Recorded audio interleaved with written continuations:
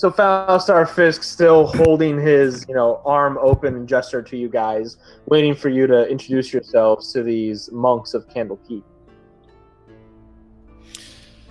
All right. I will step forward and introduce myself as Tripod. I'm Tripod. Here, you want this book? And what knowledge tome do you offer the Grand Library? This is Living with Your Endowment. A guide on how to get through when it won't stop sticking to your leg. Oh, a rare edition, I see. The pages are worn. You must have flipped through this quite frequently. It's a friend's. I had to borrow it. I understand. A friend, as the old man winks at you. Very good. Step forward with your tome in hand. All right. Do I hand it to them, or do I... Yeah, Tripod, you step forward holding this large, thick, rather veiny tome in your hand. One of the monks stands up to you, and he puts his hand over the tome, and it just disappears from your hand, entering the vast bookshelves inside the Candlekeep Library, confusing someone who's about to check it out. You understand that while you are inside the keep walls, any magical powers or magical weapons you have will not work. They will cease to function. This is to keep security and order inside the keep. You will abide by this rule, yes? Of course. I would never break these sacred demands. Very good. The other monk kind of walks up to you too, Tripod, and he starts smelling you. Getting really close, sniffing your hair, right up against the side of your head. You're a little creeped out by it. This monk goes, something is quite off with this one.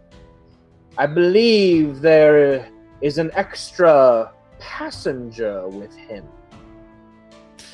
Can I try and intimidate this guy a little bit to get him up off my business? Yeah. What do you say to get him out of your business? I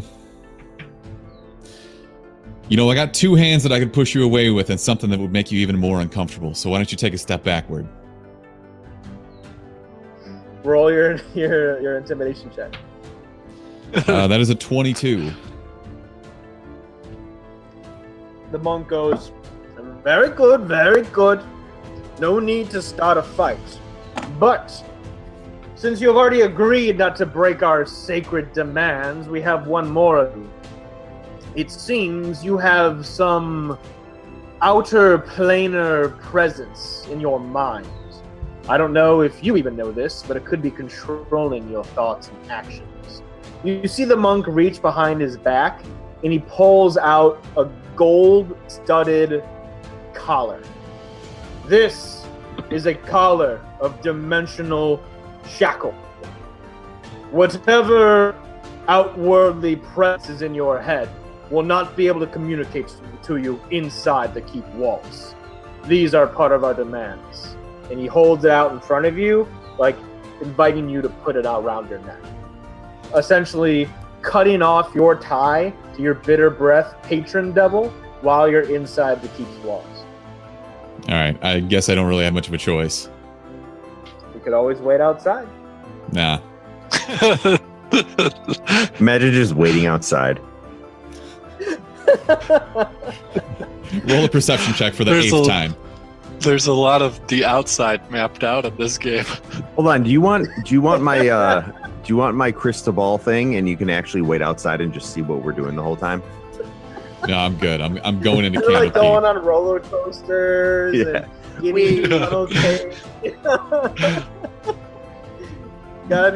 You gotta be this unpossessed by a devil to ride the ride. I'm not possessed. He's a friend. Either way, friend or foe, you must wear the collar. As you strap it around your neck, you feel that your tie to Avernus itself, bitter breath, the horn devil, cut off completely. almost like, getting off the grid. It's up to you to decide if it's like a moment of clarity and like peace, or if it's like frustrating and uncomfortable for you to be cut off like that. And the rest of you, let's get through these introductions. What about you? You look oddly suspicious as he points to you, Nashimo. I've got this book for you, Poison Soup for the Soul. That doesn't help the suspicion. It's a personal favorite. What is your name, boy? Which one? Nashimo right now. Very good. I'll take it for what it is. Thank you for your donation. Which one of you wants to introduce themselves next? Come on. I just kind of grunt as I move forward, and I just say, my name's Doramir, and I don't even really look at the guy. I just kind of toss a book at him. Said, I don't know what this is about, but it's for you. Let's see here. How to be a total jerk 101. As you can tell, he's already read it several times. He has no more need for it. I turned around and I said, Tripod, I wrote the book, you fucking asshole. Says it right there. Published author. Very good. Another fine donation to the library. And what about you, oh small one? Tommy's talking to you. Oh, Tommy. Well, I have one of the greatest not. books I've ever come across. It's called The Glorious Tales of White Plume Mountain. I throw it to you. My name's Tommy Wee, by the way. Don't ever forget it. Oh, Tales of the White Plume Mountain. A very far away and mysterious place. An excellent tome to add to the collection. Thank you, oh Tommy Wee. Do you have any stories yourself about White Plume Mountain? Shut the fuck up. Does the mountain have Someone any just pushing brothers? through. I'll tell you what. I do have some stories about the White Plume Mountain. Stories? No. Multiple. Later this evening, you can find me off the clock at the pub called The Hoff. We can talk all about the mysterious ventures inside the mountain there. Ooh, you just made me plume. Oh. What? What does it even mean? Gross. As he throws you a wink right back at you, the other kind of more serious monk goes, anyway, you in the back, tall, glowing one? Who are you? What knowledge do you offer? I step forward and I hand Vengeance for Dummies. And I say, I'm Ilya of the Temple of Tyr, warrior and angel descendant, and walk by. Oh, mighty Ilya. We welcome you to Candlekeep. Hopefully, not too many people check out the Book of Vengeance, but we welcome your donation. Good to have you. Very good. That should be everyone. And as like the group kind of shifts, oh, my mistake. There's even a tinier one. Plaid one. Who are you? What do you offer to the Candlekeep? I walk up with the book over my head and I say, this is a book on how to make friends with gnomes. I see a lot of handwritten notes in this book. I may have read it before I gave it to you. Highlights. And I definitely do not have any demon connections as I kind of eye the collar around Tripod. Go ahead and make a grovel check. Make a charisma check. We're starting off hot today, boys. That's a 1. Well, such a small creature didn't pose two threats inside Candlekeep's walls, but we will take no chances. Even monsters are welcome inside the keep, but you seem to be more than just a monster, more than just a typical kobold. I applaud your efforts, and intelligence. We have a caller for you as well, as I sense you worship a higher being as well. And he like brings out a collar that's like way too big to go around and he just like waves his hand over it and it shrinks down to cobalt size. All right, I put it on, but begrudgingly, I'm like, oh, great. Twinsies. Balistar, I'm under the impression that you will take this lot to your master, Salvara. Is that correct? Yes, O great monks of Candlekeep. My master waits for us. We have much to tell her. Very good. As a reminder to you all magical powers, spells, and items will cease to function once you pass through the entryway into Candlekeep. You are free to explore the keep at your will. There's the grand library just inside, with students, monks, and wizards deep in research and thought. Just outside the keep, and I guess I can back the camera up a little bit here. So Snod. Where'd you go, bud? He's outside the castle. Is he waiting outside? Yeah, He's used to put gonna that stay on. out Just outside the keep is the keep's courtyard. There Oh you my will god, there's a ghost right there. I'm sorry. And Batman. A ghost right at the door. Wait, I'm going outside actually. I just love that fire looks like he's about to jump out the escape window. Yeah, I did that. That's great, Elise. Just outside the keep is the keep courtyard. There you will find students and monks and wizards at their leisure, comfortably in conversation and enjoying the fine day. The main hall of the keep is the grand library, as I said. You will find Salvakis's private chambers up on the second floor. The magical vault on the opposite side on the second floor is off limits to all visitors as he glares around the group. The watchtower holds portals to other dimensions and planes. Should you seek travel outside our world, you can find it there. Also located outside Candlekeep is the pub, which my colleague here already mentioned. It is called The Hearth. You can enjoy a night warm meal and a beverage there, as well as conversation with the locals. Balistar, we are also granting your friends temporary lodging while inside Candlekeep's walls. You can find your home just outside the tavern as well. Use it at your leisure. Now, with introductions and the tour plate, I welcome you all to Candlekeep. May its knowledge be a resource to you all in your lives. And as he turns around, the wall of force that looks like an opaque magical mirror, boom, boom, depowers as it opens up the path for you to enter. All of you kind of cram together, almost like you're being detoxed or going through some kind of cleaning or scanning portal, like you do at the airport sometimes. All of you can feel your magical items, your spells and spell-like abilities deplete. Not that they drop to 0 charges or 0 spell slots, but the magical pool that you draw that energy from is no longer there. The second level of Wall of Force dies down once more, revealing Candlekeep itself.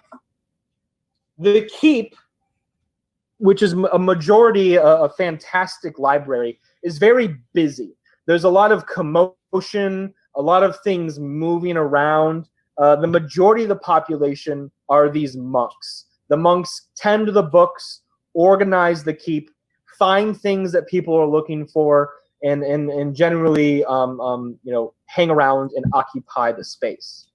There are wizards of every variety, from simple student to archmage, doing research, enchanting items, working on their spell books, And with them, they have like a plethora of just magical spells active inside the keep. There's a Tensar's floating disc that's carrying a pile of books somewhere. There's a rope trick that just goes up into some magical study. There's mage hands picking books in every direction that you can see. Summoned weapons patrolling the corridors of the keep.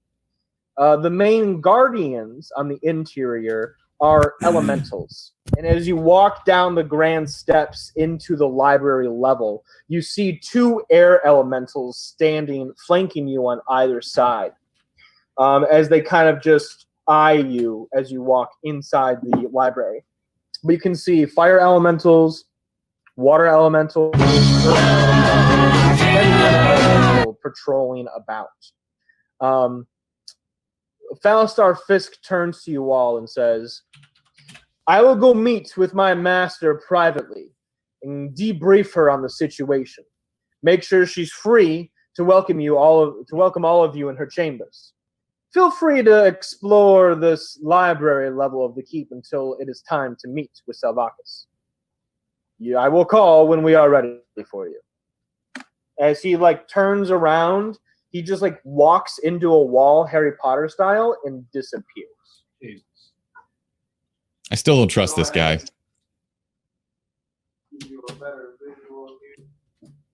Am I the only one? I No, like not him. really. I don't know. I don't like it. He's gonna try and take all this shit away from us and not give us anything in return, and it's not gonna end well.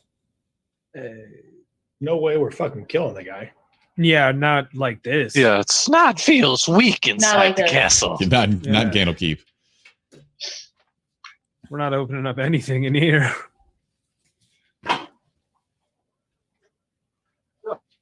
So we're trying to decipher the puzzle box. That's So- our. Phalistar Fisk's master, Salvara Sakis, she is the one who knows how to deal with the puzzle box and with the shield of the Hidden Lord. We still have those in our possession. You still have those in your possession. And actually, those 2 items still radiate magic. Whatever enchantment is bestowed upon them is far greater than the protective magical enchantments that are cast on Candlekeep. Wow. You have some downtime as you wait for the master of these demonic items to be available to meet with. During this downtime, you have a chance to explore a little bit of Candlekeep. You can interact with the monks or with the wizards. You can look for some books, some knowledge, some tomes. Maybe you can find someone to enchant a weapon or an item that you have. You can head outside to the courtyard, even make your way over to the tavern or check in at your private residence. Whatever you feel your character would like to do. You can stay together, split up, small groups, whatever we're feeling. It's a little open right now. Nashimo, we'll start with you. Anything in particular you want to maybe explore or investigate? I wouldn't mind looking at getting something enchanted for sure. Okay. I'm trying to think if there's anything else. But as you walk in, definitely interested in enchantments or getting something enchanted, you notice the back left room on the library floor is a small, what looks like private chamber, but it's got open passageways into it. You see a dragonborn wizard and a human sorcerer standing next to an enchanting table. Next to it, a incorporeal summoned servant is grabbing different components, mixtures, elixirs off a supply shelf and handing it to these 2 spellcasters. They definitely look like they're working the enchanting table in this enchanting room. You could go speak with them. Yeah, sounds good. Excellent. You head over to the enchanting area. Snod, what about you? I'm pretty sure they all denied my request to eat the stew or whatever it was along the way. So I'm feeling pretty hungry. So snot requires food, and I'm gonna try to find a kitchen or something. Oh, I thought you were going to say kitten. God, what? I do want to know where that cat's at. But that can wait. I have slobber chops and a papoose on my This back. is not You the better- place for me to Yes. get into it with anybody. Snod. In the realm of like normal meals, be a little loose with the word normal. Is there anything specific you have a taste for that's not specifically slobber chops? Cat. Yeah, I'm thinking like exquisite meats, like rodentia of some sort, or That's something that- exquisite. I thought kobolds would ostrich enjoy. like right away. I mean, if there's something finer than that, then I'm definitely on board. Get this man an ostrich egg. Yeah. You know what? Now that you I say need it, a it's not big much ass ostrich. Not as you like kind of step into this like center grand, like ballroom type chamber that links all the bookshelves of the library together. You think to yourself, man, I really like a exotic egg of some magnificent bird. That would really hit the spot. And as soon as you finish thinking those thoughts, an egg twice the size of your head just appears in your arms as you cradle it. Whoa. It's the egg of a hippogriff, and it's hard-boiled and ready to be consumed. Oh, hell yeah. I just start digging into it, like not even using my hands, just all teeth and just like egg bits flying each way. So if you're close to make me, sure you're to- getting splashed. I make sure to turn slobber chops away so you can't see what's happening. You go up to this large central column that's supporting like the entire structure of Candlekeep. Sit down as your tail is like wagging behind you, Yeah. and just marching like Roger Rabbit on this egg. And as like flakes of shell and pieces of egg like hit the floor, you see an air elemental like come over, turn his hand into like a small tornado, and just like suck up the bits. Oh, God. Air Elemental's the janitor. This place is fucking cool. That's Sorry, rough, sorry. You don't stop though. You're still. Tommy, what about you? What part of the keep would you like to check out, or was there anyone you'd like to try to talk to? Yeah, of course. There's everyone I want to talk to. Let's go to the back right. Okay, everyone can go ahead and log off. This is going to be me and Mark. 3 hours. All right, thanks, guys. The fact that he's not. Joe, last in this I'll is- just make you host, then everyone else can just leave. Excellent. All right. Next week. All right. So, Tommy, you said you want to go back right? Yeah, all the way to the back by that guy in the green and brown. It looks like in the very right corner. I just want to make my way that way. What you doing back there? You making your way downtown? Fucking fast. I'm Hey, getting by Joe? the exits just in case something goes down. Can I be just wishing for more eggs as everybody else is doing their stuff and just like eating an absurd amount of eggs?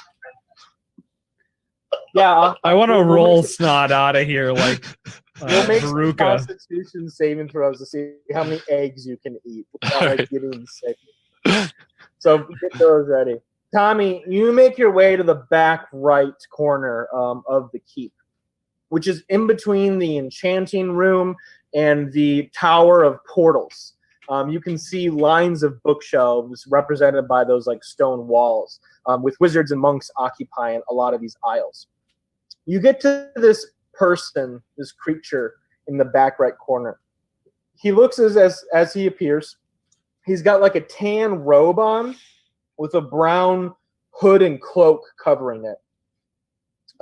His skin is like a mustard yellow with like diamond and square, like probably like penny-sized freckles littering his face and any exposed skin. He's got small pointed teeth coming from his bottom jaw. His eyes are a bright yellow, and you don't see any hair on his head, though his hood is covering it.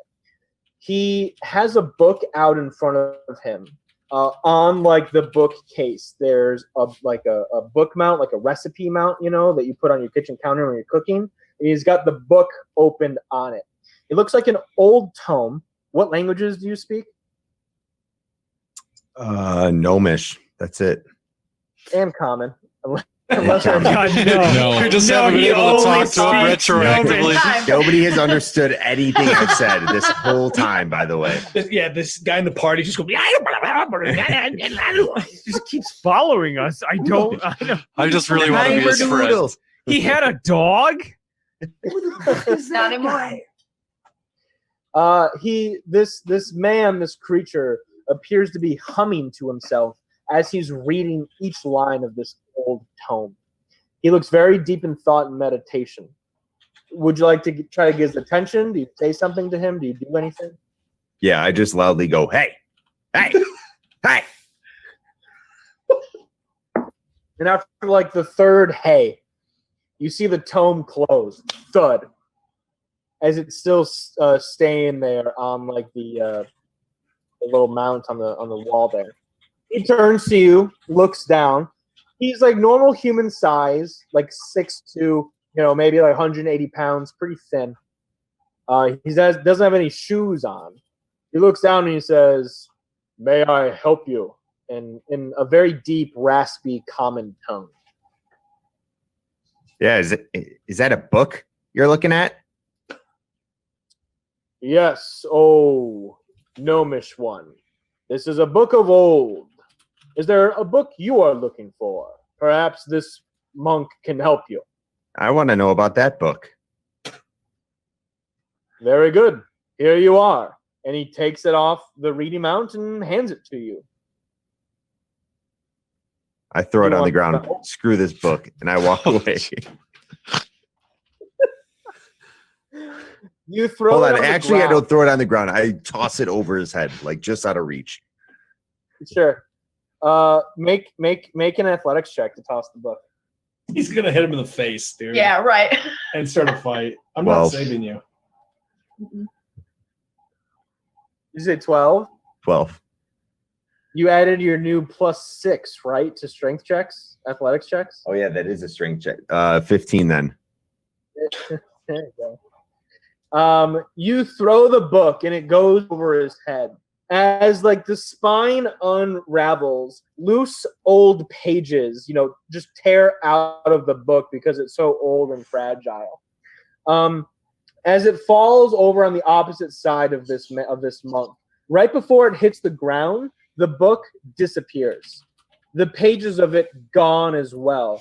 And as you blink, you see the book has reappeared, reading mount, open to the page that the monk was reading from. All the pages are intact and in fine order. As he looks down at you and goes, "You will be wise to treat the books here with respect and kindness. What kind of sorcery is this? Literal sorcery? Well above your understanding, young Tommy Wee, as you Are- realize you're told to understand your name. Are any of these books real? They are all real. The question is, do you have the real capacity to understand them?" Oh, we just called you motherfucking dumb. What's the psychic damage on that? What is your name? What is your name? Who's your Peasant. manager? Yeah. Fucking Karen over there. Yeah, dude. I don't think corporate would like that. And as you ask for this monk's manager, we're gonna switch over to someone else because Oh, come on. We'll come back. We'll come back to Tommy and the monk. Episode 9. It's an episode of Dormir. Seinfeld. Dormir, what would you like to do? I'd like to bump into whoever's closest to me and just shoulder check now, and politely ask if they know of the magical bow that Phalistar Fisk uses. So directly in front of you is actually an archmage of Candlekeep. He's got like black and red flowing robes. He has a bald head with a black tattoo from his forehead across his head, down his neck, a lot like Avatar: The Last Airbender, with like black freckle marks, more tattoos outlining the streak down his head. He has similar black tattoos down his eyes and down his cheeks, connecting at his jaw. His eyes are completely white and dilated.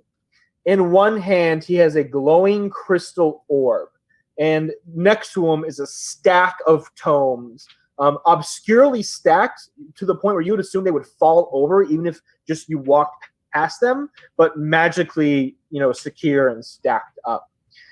You walk up to him and inquire about Phalistar Fisk's magical bow. He speaks to you as he doesn't even interrupt any of his like humming or scrying or book reading. He says, "You there? You seek information about magical items of one of the spies of Candlekeep, no?" I do. "Why do you seek this sensitive information?" I'd like to, admittedly, increase my own power. Go and make a charisma check. You're not going to like the way I said this to you.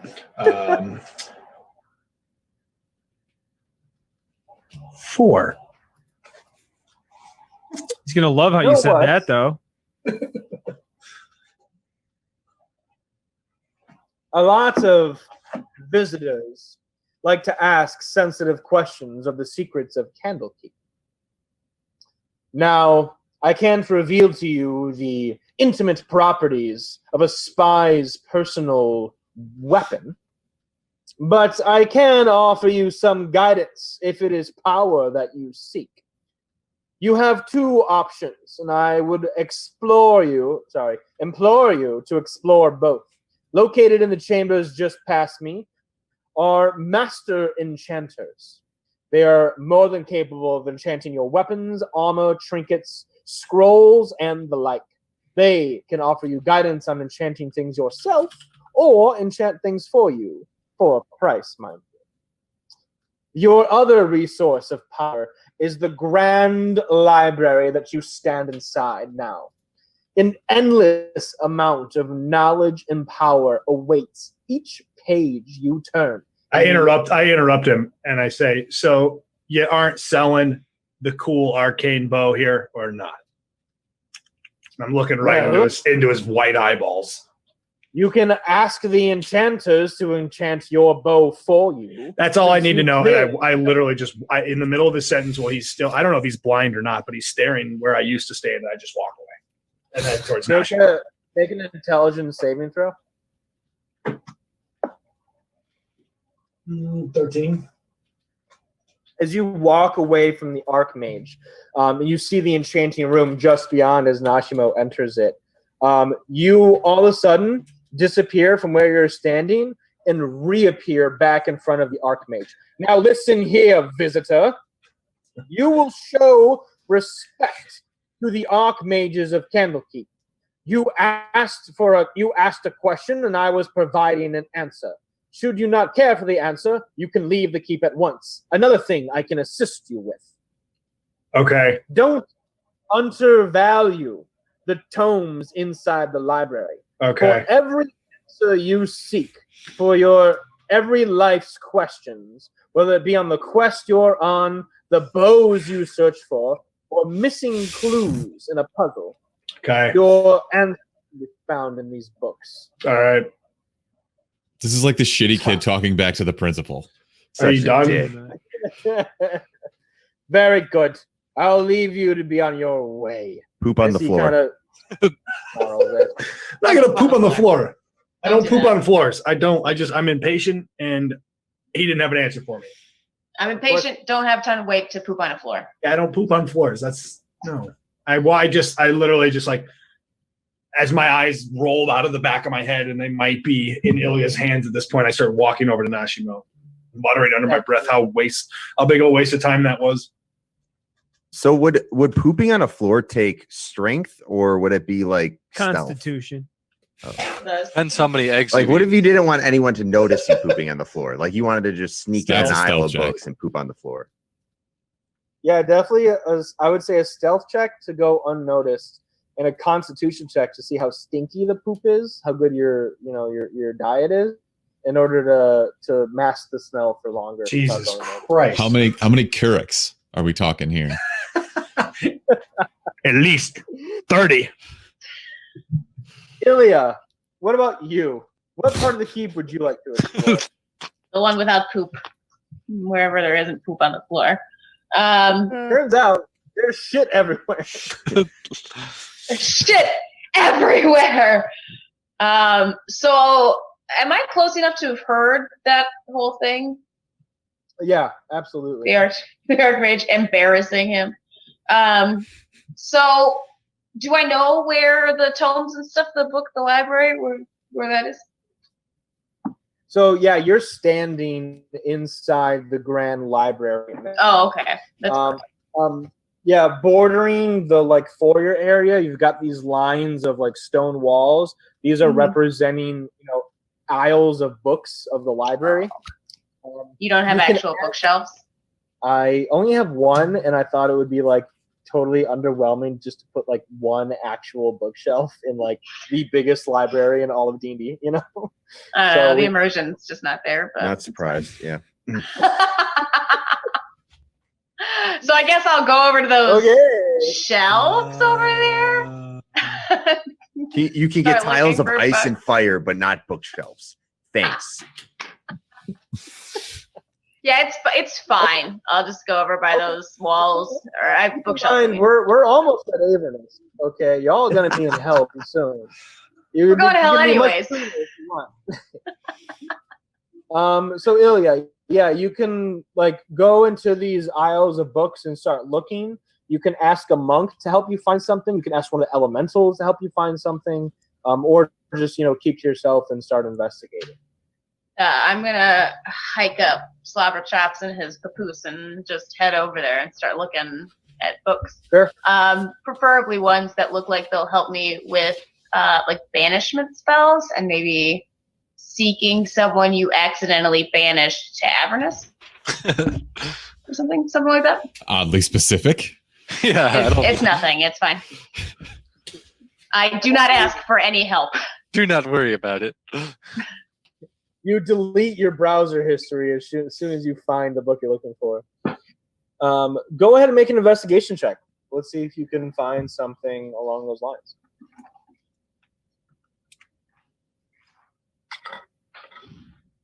Ooh, a dirty 20. Excellent. Luckily, I was a librarian. this massive library is organized alphabetically. So Avernus and Banishment are pretty close together. They don't even have the Dewey Decimal System here. What the fuck? Thank Guess God. who is this? We find some pretty weird books Yeah, in you that can Avernus think section. of food and it'll appear in your hand, but the books, you got to figure it out. Yeah, you find definitely books on Avernus and the Banished spells specifically. Where would you like to start? Probably the banishment spell. To find out any specifics about that, like if they would. Absolutely. You grab a tome off the shelf. As soon as you do, one of those like book holder inserts like slides down the wooden shelf and in front of you, ready to receive the book. You put it on the shelf as it adjusts to a comfortable reading height for you, and you start flipping through the pages. Inside this book of spells are like descriptions of the spells, origins of the spells, components needed to cast them, ritual times and such. You do find some information on banishment. Of course, as a spell cast from like a wizard or sorcerer or warlock, it has a temporary banishing time. Once the banishment time is up, the creature reappears in the position it was banished from. The level of banishment can be different depending on the origin of the creature. If you banish a creature that is already on the plane that it resides on, it pretty much just like blinks out of existence for a few moments. If you banish a creature to a different plane of existence and it doesn't come back, it's likely that its soul or essence or whatever incorporeal form of the banishment happened, that it was trapped by another creature, another spellcaster, or some other environmental condition of the plane that it was banished to. For more on permanent banishments, please see section 62A, reference page 42B, to investigate further, as you start flipping to that page to get more information. Tripod, you are all alone now, standing in the grand foyer as like all of your companions peel off to different parts of the keep. Where would you like to go? So this is the first time that I've been alone and without a voice in my brain for a very long time. So I think the anxiety is kicking in a little bit. And Mr. Dungeon Master, you tell me, would I notice that my skin was starting to turn a little bit scaly on certain spots? Make a perception check. With advantage because it's your own body.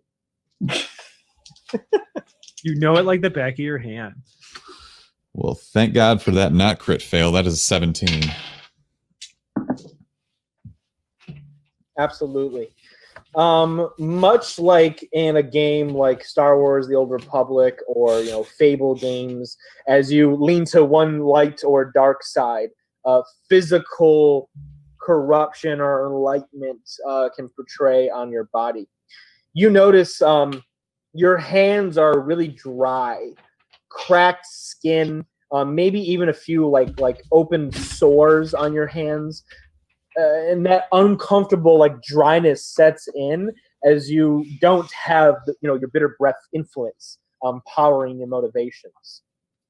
Your head is getting real rough, leathery, like scale flakes like kind of chip off like dandruff as you kind of like rub your head, almost like a snake shedding its skin. You notice the top of your, like where your head meets your forehead, is getting sore. And it's not from a headache or a migraine.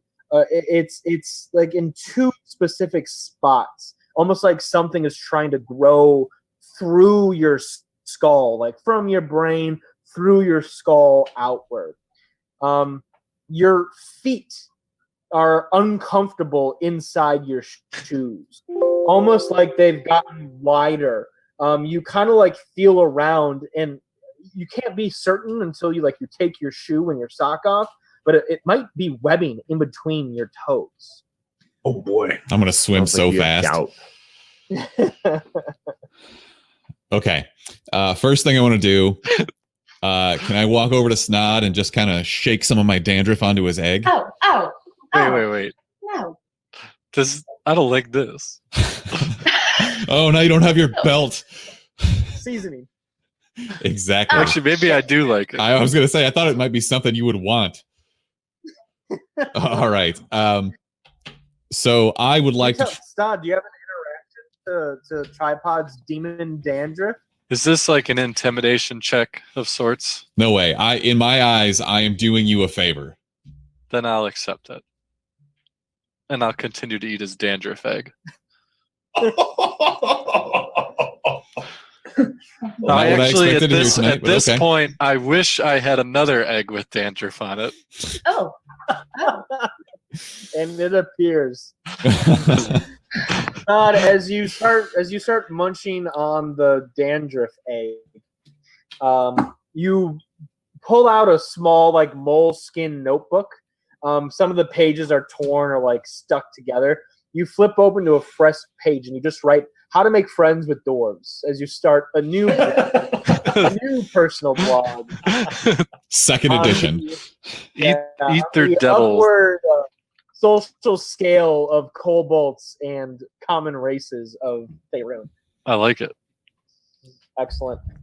Tripod, as Snod gives you a big thumbs up as he like takes a line of dandruff off an egg and just put it in his mouth.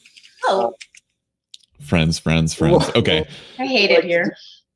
I would love to He find. posted the chickens earlier. I wasn't okay with that. No, they had skin flaps. It was wrong. Mm-hmm. Um, And Fisk. He looked spooky. yes. So I obviously think that there is an issue with what's going on with me. I would like to try and find someone who can maybe help me out. Someone who's possibly knowledgeable about the 9 circles of hell. Yeah, that's it. Grayscale. Do you want to approach a monk? Do you want to look for a wizard? Ask one of the elementals? It seems like a monk would be the way to go. No? Absolutely. Ilya says no. Monk now. I would go to a As wizard. long as you treat them nicely. Tommy. Yeah, I want to go to the monk and I want to be very cordial and friendly. Absolutely. You turn the corner directly to your right where you find a monk. This monk looks like some kind of like cat-like humanoid. A little less cat, a little more fox-like. Dark brown / like reddish fur, a bushy tail, a like slender face with frontward facing ears and a long snout with a black, kind of mucus wet nose on the end of the snout. He has a brown robe on that stops right before his knees, and he's got like a shawl, a gray shawl over his shoulders and neck. You see him, he's got like a pile of scrolls under one arm and an active flame in his other hand as he's like using it as a source of light. And he like looks at a scroll and it just floats off the shelf and into the bell under his arm. As you turn the corner, he notices you, he sees you, and he kind of like looks at you for a moment. You kind of look at him. You make an insight check. 14. You can tell he's like waiting for you to say something, but refuses to say anything first. Okay. I would like to step a little bit closer and say, I'm sorry to bother you here. I noticed that there is a little devil-looking thing that's floating around out in the lobby, and he's got a taste for cats, so maybe look out for him. He like peers around the shelf, looking in between you and the shelf, and he sees Snod, who I assume you're mentioning. Yeah. He looks back at you, Tripod, and a monocle just appears at his eye, like no chain or string. It's just like a floating monocle. And he goes, interesting. Is this creature a friend of yours? He's a loose acquaintance. We have common interests. I understand. Eggs. Eggs. I understand. He seems like an interesting fellow, yet I sense a great deal of power stored in his small, slender body. I might be interested in having a conversation with him. Tell me, what are you and your common goal and acquaintance doing here at Candlekeep? Well, we've come to Candlekeep with some magically imbued items, and our friend Phalistar Fisk decided he wanted to discuss with his master and see what our next course of action should be. Ah, you seek a meeting with Salvara. Absolutely. She is a magnificent sage, a powerful enchanter, and a master of the outer planes. She knows everything about the 9 hells and has a specialty with infernal puzzle boxes, you see, for she makes them herself. She will be more than capable of answering your questions and helping you on your journey forward. I told y'all. But that's very suspicious. Don't be suspicious. Don't be suspicious. Don't be suspicious. Don't be suspicious. That's very suspicious. yes, I'm actually quite jealous that Phalistar is bringing you in front of her. For I would I would reschedule my entire week for but a 30-minute meeting with her. Her knowledge of the 9 hells is immeasurable. Very good. I tell you what, I'm sorry, I didn't get your name. I'm Tripod. It's nice to meet you. My name is Floris. Very good to meet you, Tripod. Floris, that's a lovely name. And if you could do me a quick favor, You can do me. I could probably bring you in to this meeting that we have scheduled. And, you know, maybe you can have a little one-on-one with your idol, I suppose. What are you doing? That's the Go same ahead question and I make a had. persuasion check. 14. Oh, joy. That sounds like a fantastic idea. I'd be more than happy to help you if you would be so obliged to bring me before Slavara. What is it you require of me, O Tripod? I would like to show him the scaly thing that's growing, not necessarily, The You showing him? what? not like no. let's just say on my inner thigh. I've got this big Ow. scaly patch. Does this look like Razorbird? Stretch marks. You need a doctor. Weird interaction with an NPC I- you just met. As Floris like kind of couldn't like show gives you us. an up and down scan, realizing your appearance. Tripod, something you didn't even realize is that your eyes are a little Sith Lordy. You kind of have like spider webbing, like where 5 o'clock shadow would be. Yeah, and like you're what's the part of your eye that's white? What's that called? The white. The white of your eyes. The white of your, Your eyes eyeball? is like the white of your eyes is like a soft orange. I look like That's Michael jaundice. Jordan. Instead of white. Yeah. You got to get that liver Yeah. checked, actually. You've been smirking the devil's letters. He also notices the demon cutoff collar around your neck. As he goes, "Oh my tripod!" It would seem It's way too sensual. That was so. Right after seeing his dragon my. scale. I'm waiting. Oh my! I'm waiting for the pointer thing to just collapse. or extend. Oh, All of you, Why are all of these you, can go mages ahead and gay? get off the session. It's gonna be me and Ryan for the rest of the. It's gonna be some real role playing. Some ASMR. Don't be so It would seem, Tripod, that you have gotten into some dirty dealings. Am I incorrect? That is dirty. yet to be determined. I made a friend who may not be of this realm, and he helped me in a very dark time when I needed it the most. You had an STD? It's curable. Do you have antibiotics? A cream. A Does salve, this look anything. infected to you? I understand. Maybe more than I should. You seek information about this outer world patron of yours? Or about dark contracts?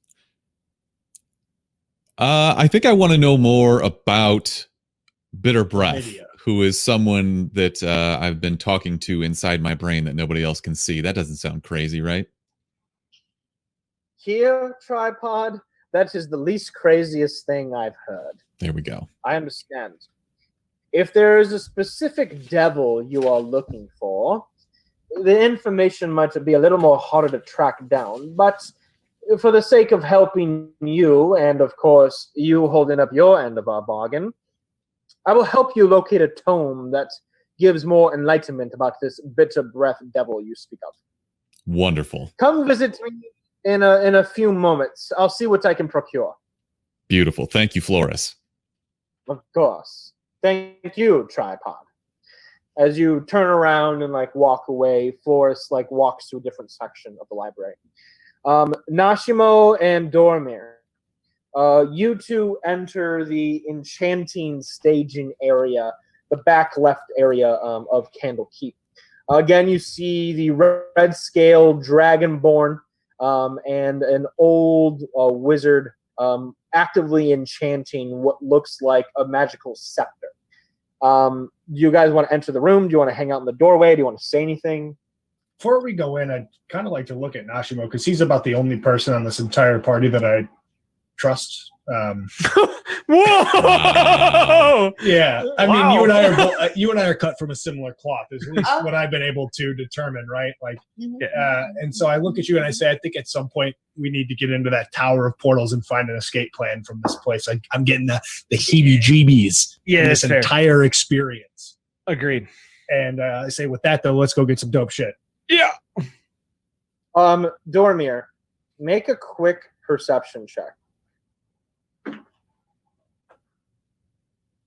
My perception went up. That's an 18. 18. You do since you've got the heebie-jeebies, you're actively scanning the library, the monks, the wizards, the elementals, taking in as much information as you can. You gather a key bit of information. This information might actually make you feel a little bit better about your current situation inside Candlekeep. There is not a single elderly woman in all of the library. And what I don't think anybody in the party really knows yet is I just have this extreme disdain for old people in general. So I am actually wildly uncomfortable. Oh shit! It's the okay boomer feet. I hate boomers, and there are a fuck ton of them here. So I'm still a little weirded out. But that being said, yeah, I hate old people. Sure. Nashimo, anything you want to say back to Dormir? Yeah, no, I agree. A way out is a good plan, but I think the door we came in is the fastest way out. Sounds good. Dope shit time.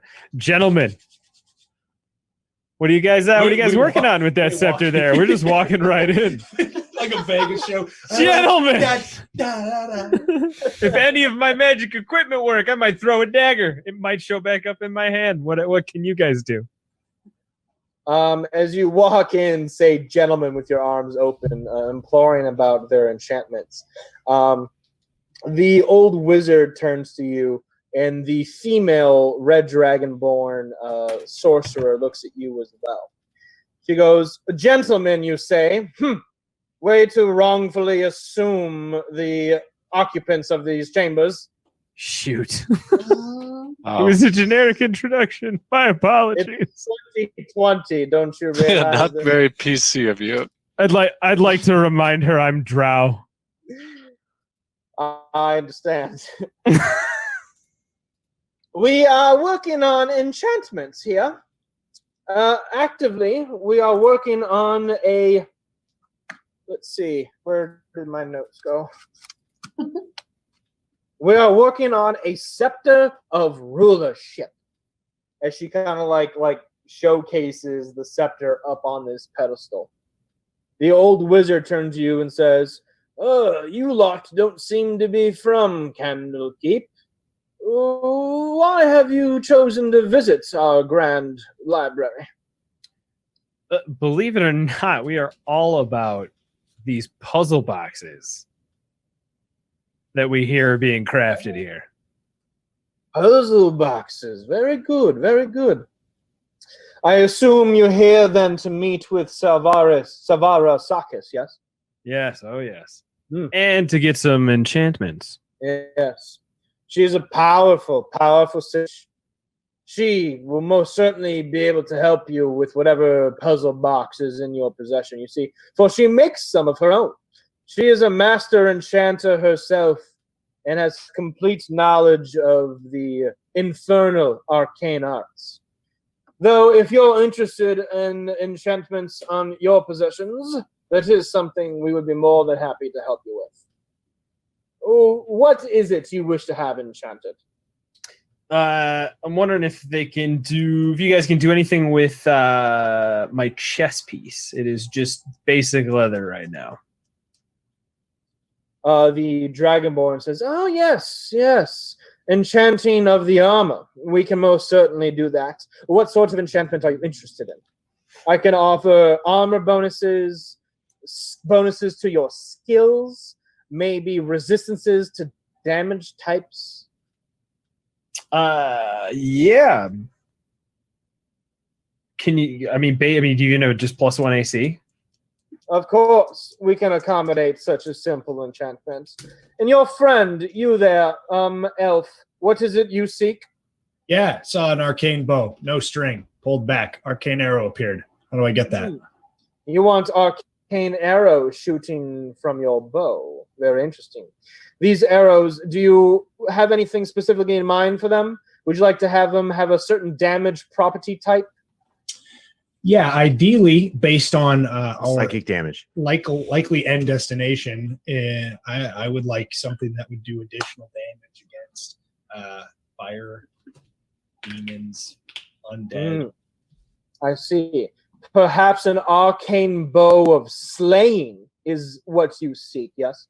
Yeah, you got any of those laying around? Well, Easily accessible? nothing laying around, but everything is possible through our fingertips, you see. Each one of these enchantments is going to cost you 1,500 gold pieces. I'll give you 1,000 right now, cash, no finance. The old man speaks up. He says, or you can do us a favor. Proceed. So I thought that was going to be a little more dramatic, but I guess not. You see, there is a rival enchanter here at Candlekeep. Though his enchantments might be strong, they do not last, and he's been given a bad name to all enchanters of the keep. I wish his operation, as he looks left, looks right, to be snuffed out, if you catch my drift. Now, this enchanter is a gnome, and he is currently outside in the courtyard. His name is Romish. I have procured this item as he holds up a simple magical wand. He says, this wand, should it be enchanted, will falter, fail, and reject whatever enchantment is put into it. If you can convince Romish to enchant this item, it'll blow up in his face. Everyone will see what an embarrassment he is and what an unskilled enchanter he is, and no one will ever go to him again for enchanting. If you can pull this off, we will enchant these items for you free of charge. Or you can pay the gold and be on your way, whatever it is you prefer. I'm in. I'm in. I'd also like to put my dagger on the table and say, what can you do to this? Because now we're talking about getting someone kicked out of Candlekeep. The ante just went up, bud. And I also take off my leather armor and ask the same thing. Make a persuasion check. Sure.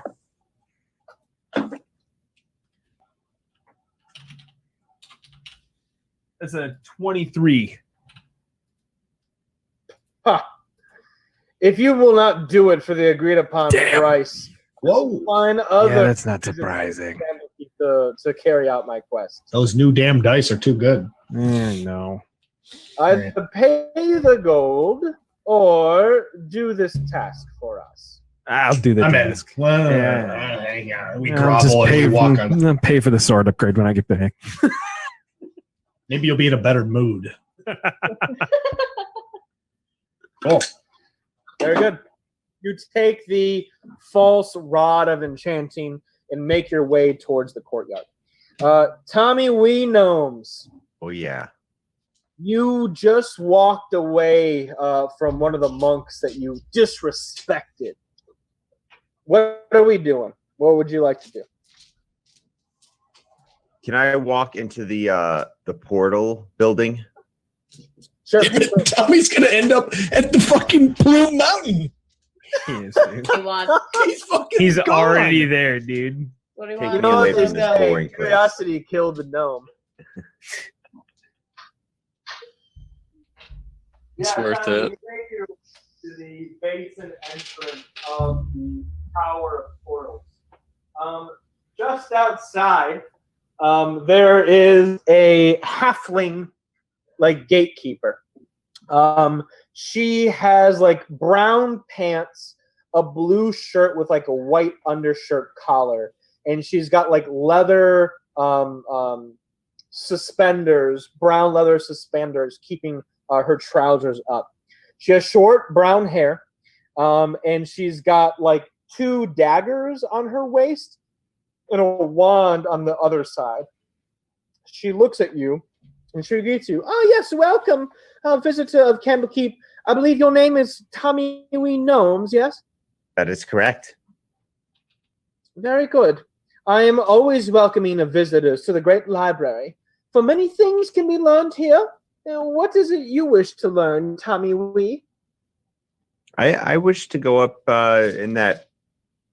go upstairs in this building right here. Oh, excellent. You wish to enter the Tower of Portals, yes? Correct, yes. Wonderful, wonderful. And where is it you plan on teleporting to? I want to teleport to Snod. Oh, To the other room. What? It's in the other. It's not even in the other room. They're in the It's same in room. the same room. Hold yeah. on. Can I teleport anywhere? What are the Yes, rules of with course. teleportation? White plum. White plum. Yes, If I the Tower of Portals offers teleportation portals and circles to any major city or continent here in Faerun. You can teleport to the elemental plane, to the upper and lower planes, to the underdark, to the undermountain, to Avernus, any levels of the 9 hells, to the external planes, the ethereal plane, any plane of existence is reachable. Damn. What is it that you? Let's go to Avernus. Are you just trying to I've get heard of rid? that. Yeah, we can absolutely accommodate teleportation to Avernus. I assume you have the proper permitting and paperwork that will allow you to enter the tower. Yes. Oh my god. I have this That's it. badge. You hold up the murder badge, and she goes, "Oh, yes, I recognize this badge. That is a symbol of the Flaming Fist mercenary force at Baldur's Gate. Are you a member of the order?" I wouldn't necessarily call it that, but I am important enough to wear this badge, I will say. Oh, well, that is rather unfortunate. If you would have outright said you were a member of Flaming Fist, I would have granted you access to the Tower of Portals. But seeing that you are not technically a member, but an honorary murderer of Flaming Fist, I cannot grant you entrance in the tower unless you have proper permitting and paperwork. Well, I am a member. I didn't want to show off. Everyone always says, "Oh, I'm a member. Oh, he's a member." Everyone talks highly of the Flaming Country Fist. club lifestyle. I'm just, I just don't want to talk myself up too much. But yes, I am a member. Go ahead and make a deception check, you lying sack of shit. You gonna fucking go to Avernus by yourself? What are you doing? He's getting a head You're start. like- Let him go. Bye. You're like Diggs in Empire Strikes Back. I feel like I could take on the whole empire by myself. Let him bore Satan to Yeah. death with his fucking questions. That's an 8. Not actually a bad. Well, I unfortunately can't take any recantments of your story, and I have to assume that you are not a member of the Flaming Fist. If you have you heard seek- of White Plum Mountain? If you seek entrance into the tower, you will need proper permissions. Seek out one of the archmages. If you wish to enter Avernus, I suggest you seek out Savara Svakis. She is the leading sage and researcher on Avernus and the 9 Hells. Is very, very knowledgeable of the lower planes and can help you access them. Can I ask you one question? Of course. Damn it. When you transport somewhere, can you transport back to your original spot before transporting? Teleporting? Teleporting. For instance, if you teleported to Avernus, would we be able to teleport you? Correct. No.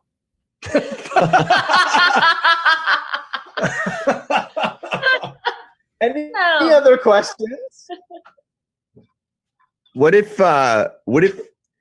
you just get thrown into the teleportation portal without even knowing where, like, without declaring where you're going? Like, what if I took you right now and I threw you in there? What would happen? Well, if you managed to open the arcane securely locked door and threw me into the room, I would simply hit the floor, because the first floor is just the access to the upper floors where all the portals are located. So literally nothing would happen. Other than you being arrested, of course. Good day. I said good day, sir. Good day. Snot, are you going to rescue your homie here? Come get your I don't. mans. I'm pretty preoccupied. Still just egg. Option. Make a Constitution saving throw. Excellent. egg. 18. Nice, my man. The children of Candlekeep, if they were inside witnessing you, would line up in front of you to take a turn to sit on your lap to ask you or to tell you what they want for Christmas. Your belly is so full that it's protruding between your robes. Eggshells freshly cleaned up from the air elemental. As you eat like your last egg, you can't eat anymore. The elemental kind of like just hangs there for a second to see if you're going to summon another egg to eat. After you don't, he just goes away. He just starts floating away. I've had an idea. Some eggs gave me an idea.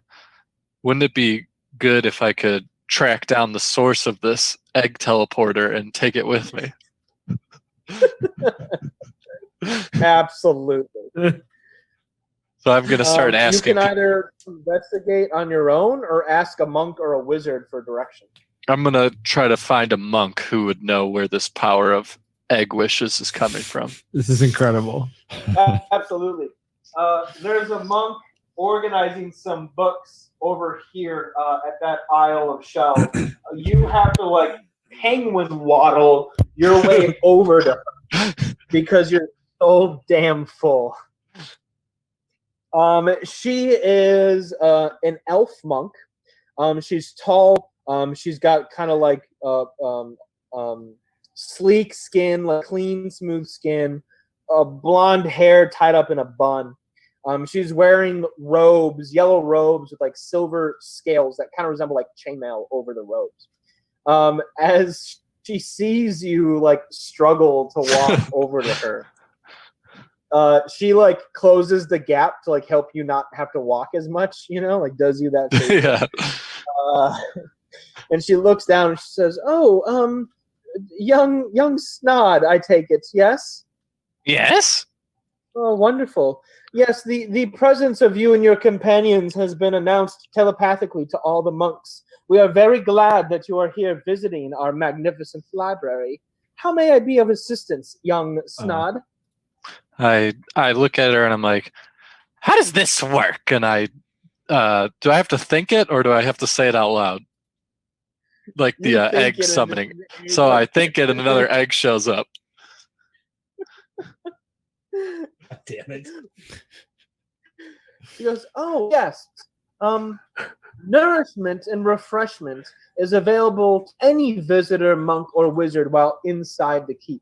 All you have to do is simply think of the meal, snack, or beverage you desire, and within reason, of course, and it will be in your possession. The source of this magic comes from the magical storeroom located on the second floor just to us," as she like motions to right of her. On the left, you see the storeroom on the second floor there. Yes, the magic is sourced from there, though the magical storeroom, or vault as some call it, is off limits to visitors. I look at her and I want to ask, Is there a way to bring the storeroom with me on my travels if I were to be hungry? Well, I suppose the entirety of the structure of the storeroom could be removed from Candlekeep and kept within an enhanced bag of holding, or maybe a magical floating hut into an extra plane. And she like rambles on, like taking your question literally. She looks down at you, realizing that there's no way you're asking that complex of a question. She goes, "Oh, my mistake. You mean, is there a way for you to dream of your food outside the keep and for it to appear in your hands?" I want eggs to fall when I'm hungry. And she's like, "Okay." And I pull out my backpack and I have 2,000 gold and I hand it to her. And I say, "You make eggs fall for me." Oh my god. Make a persuasion check. Ooh, You know what? pretty good. Not roll with advantage. 22. Your roll with advantage because you paid for advantage with GP there. All right, I got a 22. 22, excellent. She goes, "Oh well, my what a lovely sum of coin you have. Yes, I suppose this is possible. Here, come with me. Let's go speak to the enchanters. I'm sure we can come up with something." And she like closes the flap on the gold pouch, like grabs your hand, like cups it like an adult grabbing her child at the mall not to get lost, and walks you over to the enchanters. Nashimo and Dormir, you two see Snod holding hands with this female elven monk walking into the enchanting chambers as you're exiting. Is there any interaction between you three? I look down at him and within 1/2 of 1 second look back up. Don't even acknowledge it. I go, "Think about eggs." I'm good. Like, would that make him think about eggs though, and then eggs would just come out like whether you want them to or not? It's like getting a song stuck in your head where you're like, "Oh, I hate this fucking song. Eggs." That's Suddenly, great. egg. Egg, what the? Oh, shit. Ilya, let's go to you. You found the next index section about banishment, specifically about banishing creatures without the use of the banishing spell, whether it be from a divine source or an infernal source. Make an investigation check to see if you can easily decipher and locate this information. 17. Excellent. So you know when the soul or essence of a creature is banished and its body is kept on the material plane. If it's sent to the celestial plane, the upper planes, it is usually brought in by some sort of deva, a high-ranking angel within like the tier of angels. These devas hold on to the banished souls and try to purify them or resolve them of all sins before releasing them back to their souls or to their bodies on the material plane.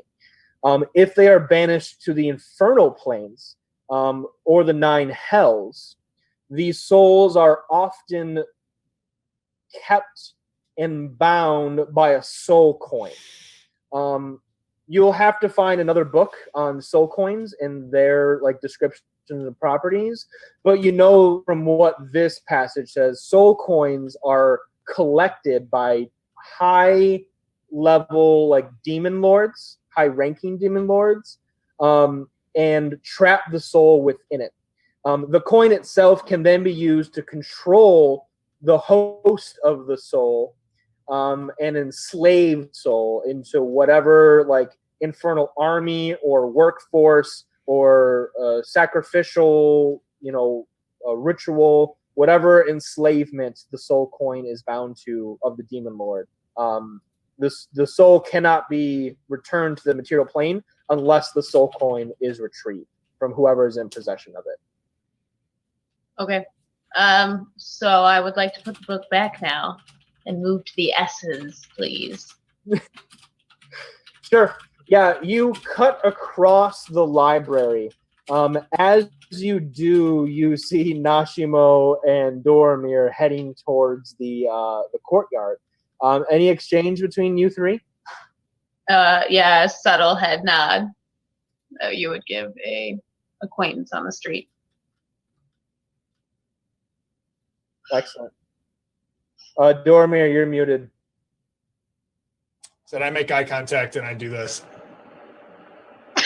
Still hasn't blinked. Not even a head nod, just Still hasn't blinked in like Wrapped 2 up in some weeks. schemes. I see you there, and I just keep moving. Yes. Excellent. Yeah, you make your way over to the S's. You also pass Tripod as he is just finishing up his conversation with this fox humanoid. Anything you want to say to Tripod? Can I notice that he looks rough?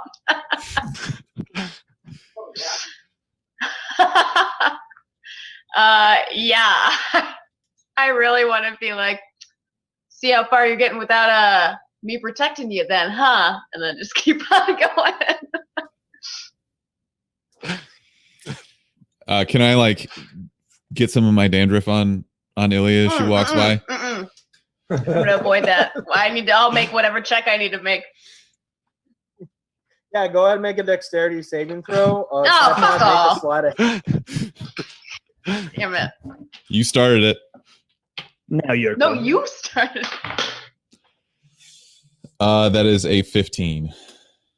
Oh, 16. Oh, I don't believe it. Yeah. it was like the I don't believe it. go to like, you know. You nasty. You nasty. Boy, you nasty. You make your way over to the Esther. Make an investigation check to see if you can find a good tome on soul coins. Does an air elemental come and clean up Tripod's dandruff? At this point, an elemental is just following Tripod behind him, sucking up the dandruff. Like so much demon dandruff. Just keep seeing the angry robot from Wally. Well, Wow. love that dude. It's a 7 for S's. I have no idea what comes after R. No, it's not that you don't find it. Is that you don't find like the best tome with like the best information about soul coins. You know what I mean? Yeah. So the one you do find is like an older edition where like a lot of like the details and descriptions of soul coins weren't yet like researched or understood. So it's a little more vague. So soul coins are physical objects, actual coins. About the size of like a sand dollar, if you will. They're made of demonic metals mined from the 8th level of the 9 hells. And they are used throughout the 9 levels of the 9 hells. Their main property and function is imprisoning souls. If your soul is imprisoned in a coin, you cannot leave whatever plane you are bound to until your coin is recovered from the coin's holder.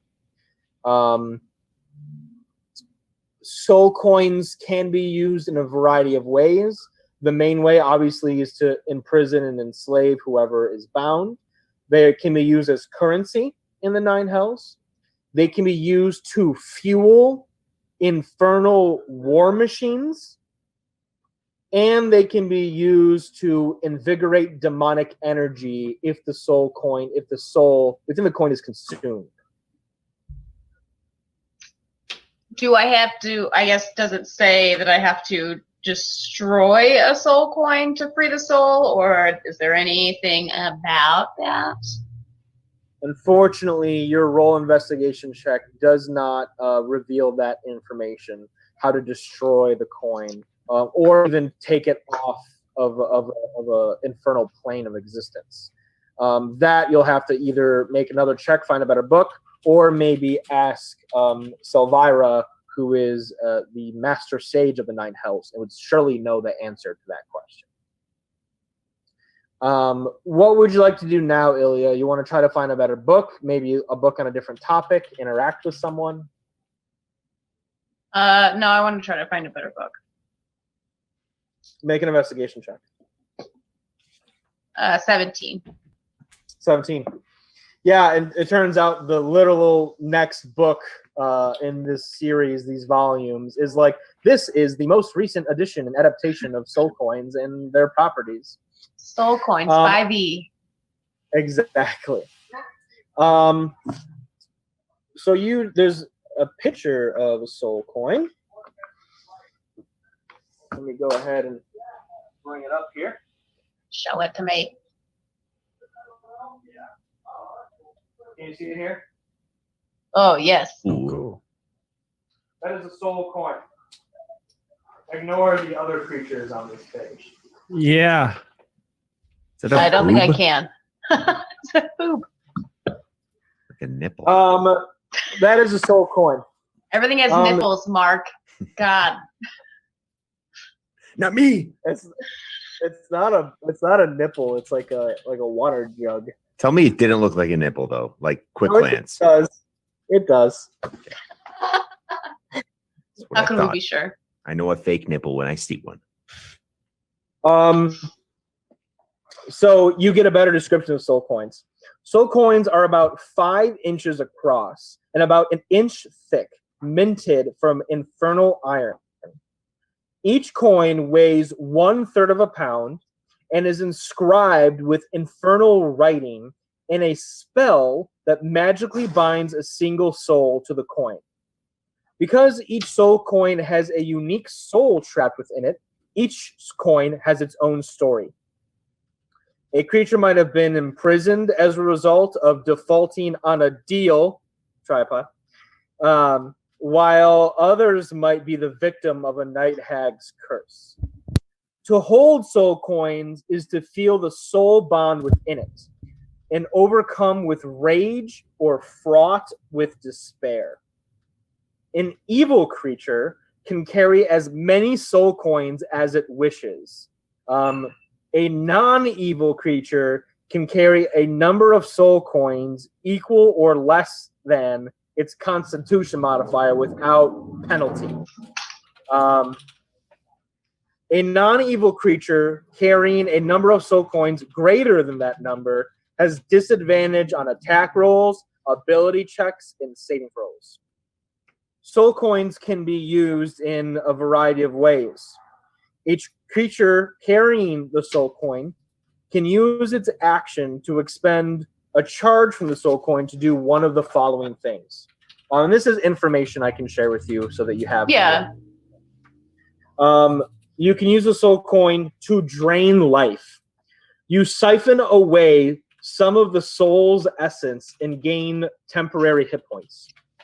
You can use it telepathically to ask the soul a question and receive a telepathic response from which you understand.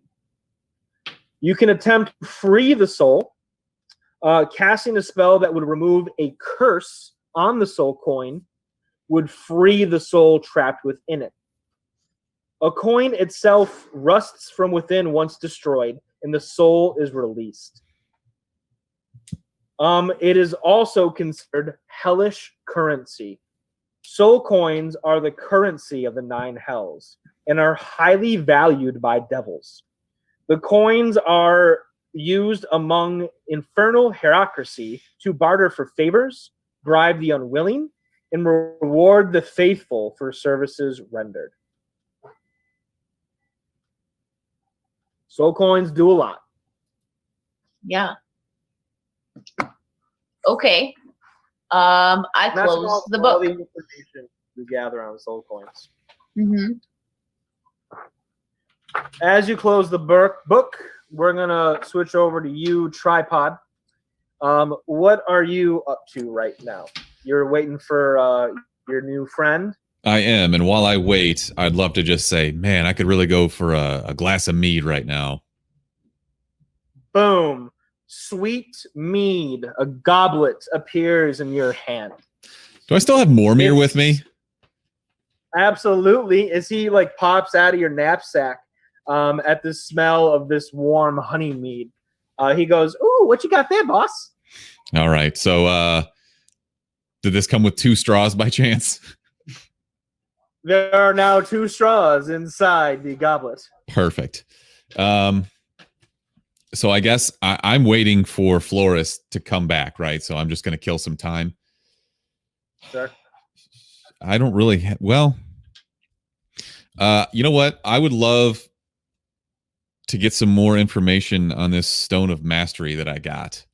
This Ion Stone of Mastery. So, I don't know. I'm kind of stupid. My character's really dumb. So I don't know if you would just look around and be like, hey, you know what this is? Yeah, you walk up to like the nearest wizard or monk and hold out the stone. As you inquire so brutally about it. The wizard who you track down says, "Oh yes, quite a rare item you have there. An Ion Stone of Mastery, if I'm not mistaken. Is that correct?" That is correct. Is there any way to unlock more power out of this bad boy as I slap it on the hood of the car? Well, an Ion Stone of Mastery is very powerful in itself, obviously increasing your proficiency bonuses while you have it active. Now, there is no way to add additional properties on the stone, but we could change the properties of the stone to give you other abilities. If you wanted to stay within reason, we could have the stone become a protection stone, giving you a +1 bonus to your armor class while it is active. It could be a leadership stone, increasing your charisma score by 2 points when it is active. The same thing for intelligence and wisdom. We can make it a greater absorption Ion Stone. Should enemy spells target you, these spells would be absorbed into the stone. We can increase your constitution. We can increase your dexterity and strength. Anything along those lines, I think, is doable with the stone you have in your possession. I would love the spell absorption. Of course. A wise decision. That could be very useful when you get into a sick wizard fight. Sick wizard fights all Tell day. you what, Is that a technical term? Yes, what up, my sick wizards? Very follow me over here, and we can begin the process.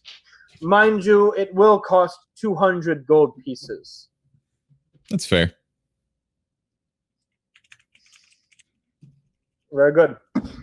He walks you over to the direction of the Tower of Portals. You pass Tommy Wee as you do so. Do you want to have any interaction with Tommy Wee? Why don't... He was trying to get in here earlier. Yeah.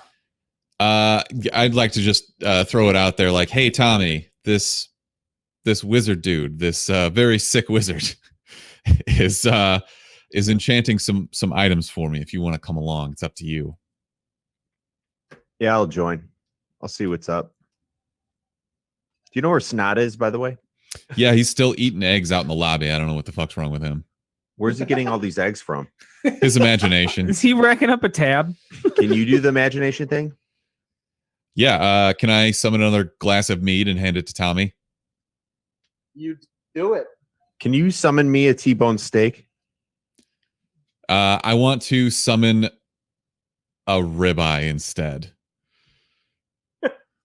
You summon a ribeye. Ribeye has a bone in it, right? Depends on how it's cut, but sure. Okay. Well, have you seen Law Abiding Citizen? That's all I'm going to say. All right. Jesus Christ. It doesn't have that kind of bone Don't in mess with Tommy. I want a T-bone steak. We don't even know who these monks are. it. Okay. We got to figure something out. Sure. All right. So I'm eating the T-bone steak. No, and you're eating a saving ribeye it. steak. But if Tommy Wee thinks of a T-bone steak, doesn't a T-bone steak just come? So he's got a ribeye and a T-bone. Like If Tommy hasn't said that, he's just asked Tripod for it, and that Tripod has delivered a ribeye. I thought you just had to think about it. Yeah, Give me a T-bone doesn't so I know can that. shank somebody if I need to. All right, fine. I guess I have a want to ribeye. know. You have your weapons. They're just not magical. You could still Oh. kill somebody in here. Oh, okay. So got it. I thought all weapons were done. He's literally trying to stab somebody with a bone. Yes. From a ribeye. It's like a little circle. Improvised prison damage. Oh my god. Well, honestly, that like if we needed to have a kill, that kill would be gruesome and cool. So Yeah. I want to see it. And less suspicious, you know? yeah. Also, Well, you pull out a don't steak bone, murder people are like, anyone "Ah." in here. Yeah, can we just avoid killing folks inside? All right. That So doesn't sound like us at all. so I go, thanks, Tripod, and me and Tripod and I head over to the enchantment guy. He brings you underneath this second floor like room here, and you see a secondary. It's not an enchanting station, but it's like a magical item creation station, right? Like you create raw magical items here. He says, place your stone on the table there, and you see like a small, slender stone slab. Okay. I do that. Excellent. And the gold coins go in the urn over there, as he points to a modest urn. Can I drop like 175 coins in there and see if he notices? Make a sleight of hand check. It works. Actually, you only drop 100 gold pieces in, as he's completely unaware, totally trusting of your donation to the What an cause. idiot. Poor choice. Yeah. You put your stone on the table. Gold coins deposited. He says, and just to be clear, you would like a greater absorption ion stone, correct? Please and thank you. Very good. He waves his hand over the iron stone of mastery. The mastery glows its familiar pale green color. It starts to like strobe very slowly and then quickly picks up speed. And in this dark like alcove chamber, it's a little like as the pale green color changes into like a marbled lavender with green streaks along the stone like a zebra stripe. Nice. The stone kind of like shakes a little bit and then shoots off the slab directly at your forehead, like ready to like just shoot all the way through your skull, but it stops right in front of your forehead and just starts slowly orbiting your head. Sick. While the greater stone of absorption is active, you can use your reaction to cancel a spell of 8th level or lower that is cast by a creature and is targeting only you. Once the stone has canceled 50 levels of spells, it burns out and turns a dull gray, losing its magic. If you are targeted by a spell whose level is higher than the number of spells that is left in the stone cannot cancel it. Yeesh. And then I'm boned either way. And then you're boned either way. Very good, young tripod. May the ion stone of greater absorption serve you well. I'd like to and flip Tripod him has- like 10 pieces of gold as a tip. Ooh, wow. Wow. Big tipper. Oh, thank you, Tripod. That was completely unnecessary. Your kindness goes a long way here at Candle's Keep. and will not be forgotten. You have earned the favor of me. Have a great day. Oh, you slimy rat fuck. You would have done the same fucking thing, Duramir. All you do is steal. Wow. Yeah, Really aggressive. I do. You don't know that. I'm a mercenary. Tripod and Tommy, as you leave this magic item, magic item creation kingdom, I think this will be a good spot to take a quick 5-minute break, and we'll jump back into the session. Sound good? By then, maybe Mark will have his camera back. Yeah. We need Those to get batteries. we need to get a shirt that has that EOS.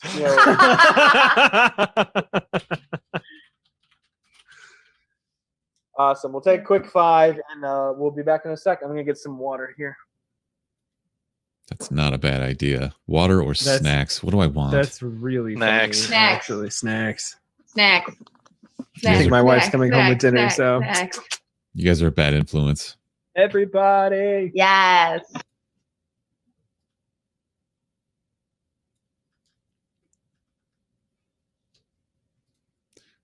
Well, I'm still here.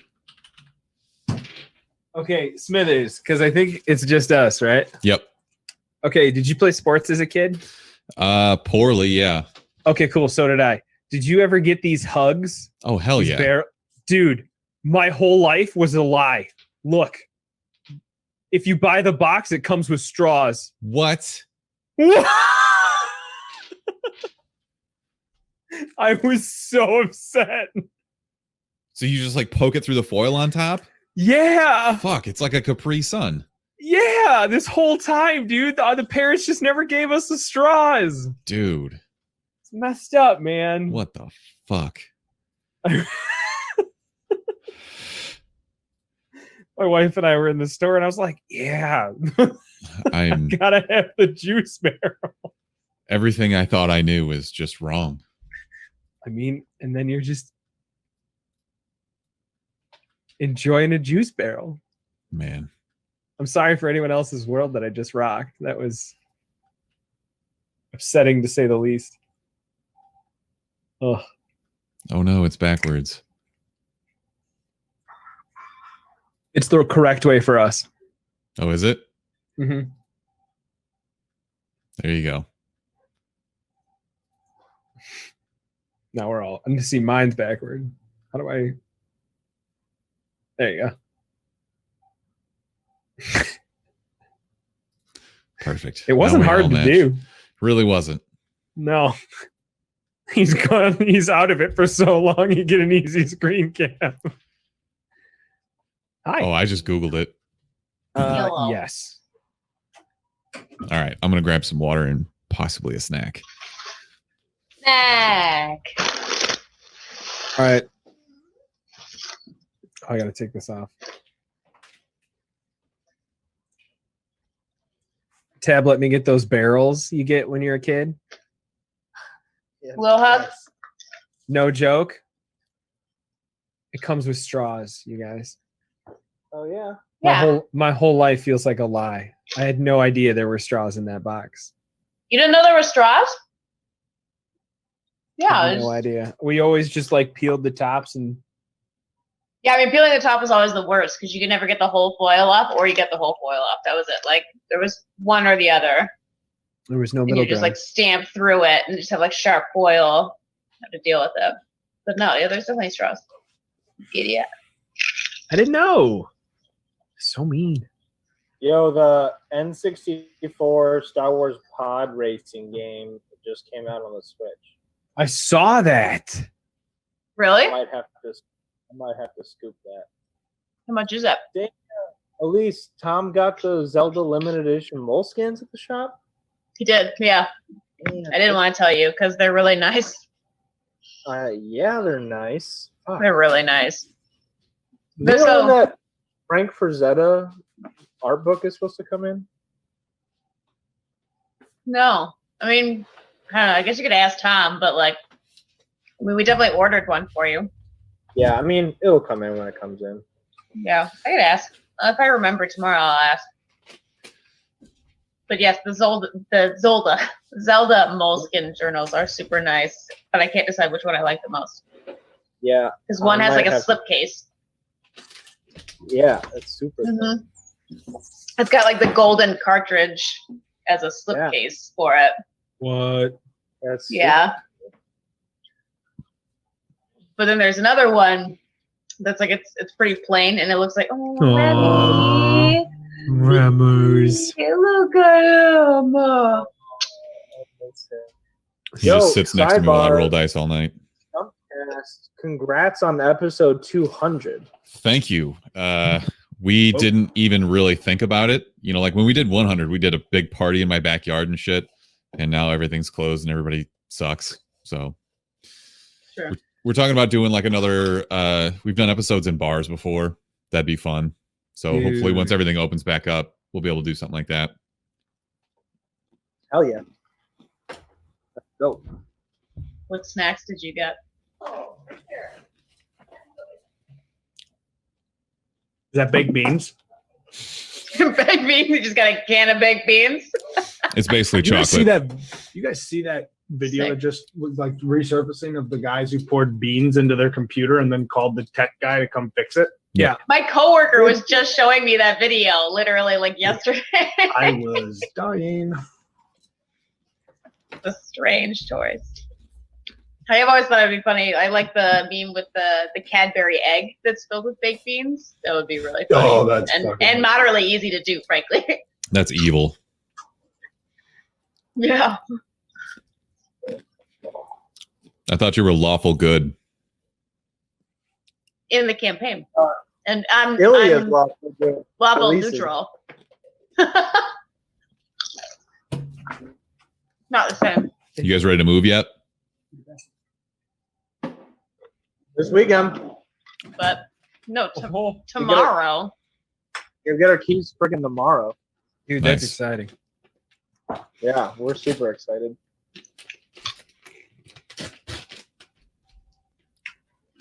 Elise, at what point do you smother him in his sleep? I don't know. But it'll definitely be at like 4 or 5 a.m., which is usually when all the farts start happening. So Yeah, that makes sense. Hey, I'm when he unleashes. most dangerous when I'm sleeping because that's when I talk to Strahd. Or scream in your sleep. It's fine. They're called night terrors, okay? We were in the thick of our 2-year-long Curse of Strahd campaign, and Elise woke me up one night terrified because I was literally talking to Strahd in my sleep. Yeah, I probably would have woken you up too. Now, I don't think I now- woke you up. I think I Now just told she's- you about it the next day. now she's terrified of the day when you start doing the little Nomeo voice. You thought you could kill me, Tommy? That I'm actually also will be more terrified of that. horrifying. You So- could kill so there's- me. That's when I smother him actually in his sleep when Makes that sense. happens. So, because I'll just be horrified. Nice background. Are you sure? I thought it makes me look like an idiot. How did you grab that? Did you just Google it or did you actually like screenshot? I googled it. Oh. It's like the second result. Really?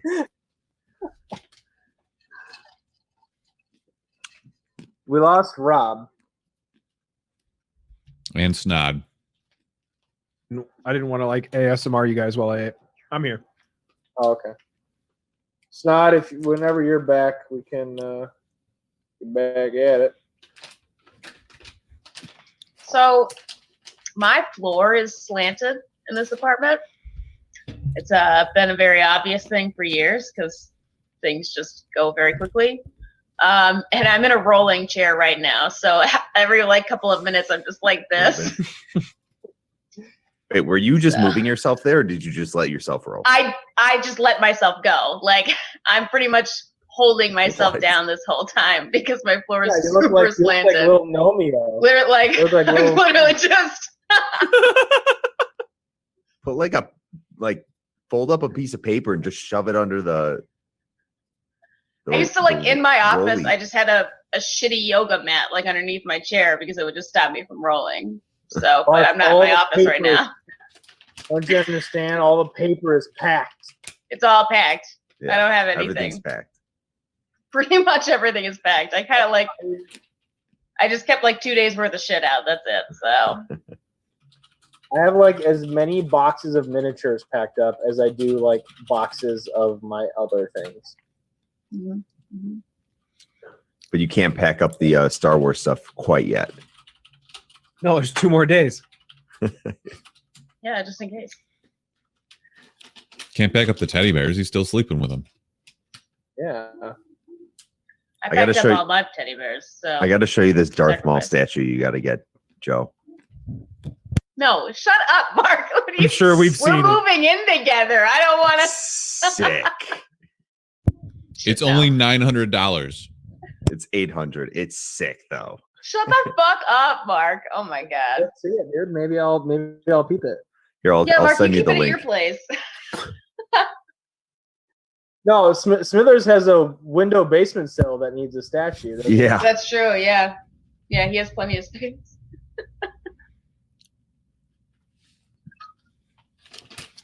Well, I don't have glasses we can really, jump. so I'm. Snot's just going to be Sure. eating eggs anyways. It's fine. Yeah, we're gonna jump back in. Tripod. As you're exiting the Get it? Exiting? canteen- Sorry. Excellent. Joe says that a lot too. you encounter you threw me off. Don't get The to egg do that jokes. often. It's good. Really fuck you up. It's no. What gets me is when I say To get him a it's little lit. scrambled. Can we The stop day was joking lit. around, please? You encounter your new fox friend. He walks up to you and says, "Ooh, young tripod, I have found a bit more information on this bitter breath horned devil you seek out. That Beautiful. is the one, correct?" It is. Lay it on me. Is he a huge pansy, like super weak and stuff? No powers? Hmm. Quite the opposite, I'm afraid. Awesome. What we know is that Bitter Breath is a resentful, vindictive warlord that fell prey to cutthroat politics of Avernus. He was once a pit fiend named Lazeth and strove to undermine the arch fiends of Avernus. He was in league with the pit fiend named Bel. Bel, a much more powerful pit fiend, sought to claim Bitter Breath's power, or what he was formerly known as Lazith. Shortly after claiming rulership over Avernus, Bel demoted Lazith to a horned devil, the state that he is now. For a while, Lazith nursed his damaged pride. Eventually, his devil ambitions became involved with the plot to overthrow Bel and recount the throne that should be his. The Archdevil's spies learned of Bitter Breath's plot. As further punishment, Bel removed Lazith's wings and cursed the Horned Devil so that it could no longer command the grand armies he once had. Any documents that Lazith had in his possession, any contracts of power over these armies would destroy. Any word it utters would turn into smoke in its mouth. Thus did Lazith become known as Bitter Breath. No, that is his history from long ago. There isn't much known about him now, or his motives in his new form as a horned devil. But from what I gather and understand, he is slowly, one by one, unlocking his former powers and stature and becoming, once again, a pit fiend. Should he become a pit fiend, his power will be unmatched and unrivaled, even by the archdevils of Avernus themselves. It's safe to assume anyone in contract or in service to Bitter Breath during his rise to power could earn some of these powers themselves. But that's just suspicion. Okay. Anything in there about how to get rid of this scale that's chafing my legs? Well, the Psoriasis. druid on site would be more than happy to concoct a balm for you that would remove some of this discomfort and maybe cure it for a temporary time. But it would seem whatever supernatural force is corrupting your body and mind will continue to do so until maybe you're too far into corruption. The balm we can create will only be a temporary solution. To fully rid yourself of the corruption, you will have to cut ties with whatever source is causing these corruptions. Okay. So they gave me this sweet ass necklace that keeps BB from getting into my brain. I don't suppose they'd let me take this with me. Unfortunately, no. It only works within Castle Keep's walls. I mean, you can take the collar with you, sure, but it will be just for decoration or fashion outside Candlekeep. I might do that. It's pretty sick. Me and my boy Snog got a match. Very good. I hope that information is sufficient, and hopefully you will bring me with you when you meet with the Grand Sage. Absolutely. A promise is a promise. Thank you. All my people call your people. Yes. I just forgot your name. Floris. Thank you, Floris. At this time, it is my pleasure. At this time, all of you here, Phalostar Fisk, speak telepathically inside your heads. He says, "Greetings, fellow companions.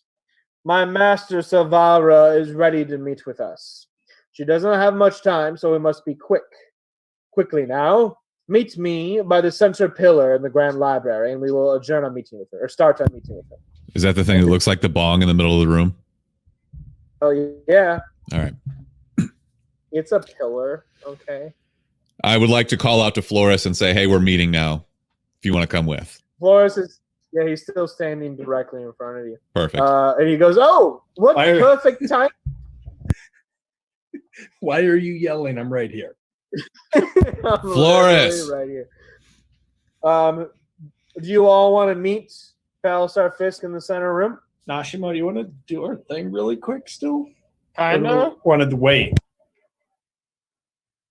I mean, I guess we could do it after if there's time. I feel like things are going to go down after this. That's why I kind of want to just like jet outside real quick. I feel like it won't take very long. Are you guys gonna do make out? Yeah. If you Gross. if wanna you do the thing? go to deal your side quest, you will miss your meeting with Silvara. I'm gonna miss the meeting. I got All right, some let's egg go. business. You have personal egg business? Is that what you just said? Yeah, I gotta get to the bottom of this thread. You guys can catch me up. God damn it. Is that your choice, Nod? He's so enthralled with these eggs. Are you I don't eating know. eggs right now too? Yeah, hard boiled. I'm trying to get in character. Nashima, what do you think? I don't want to miss Deviled the eggs. meeting. An arcane bow of slaying, though? You sound like such a nerd. I mean, I think it'll be there before we leave. All right. What if it's all right. not? If it's not, I'm going to hold it over your head for the rest of the campaign, but I agree. We go back. Okay. Very good.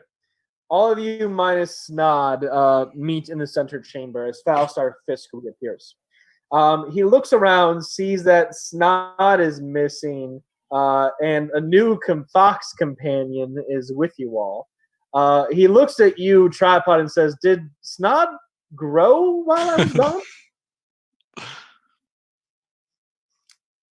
You're muted. Thank you. This is my friend Floris. He, she, it is going to stand in Snod's place. Make a persuasion check.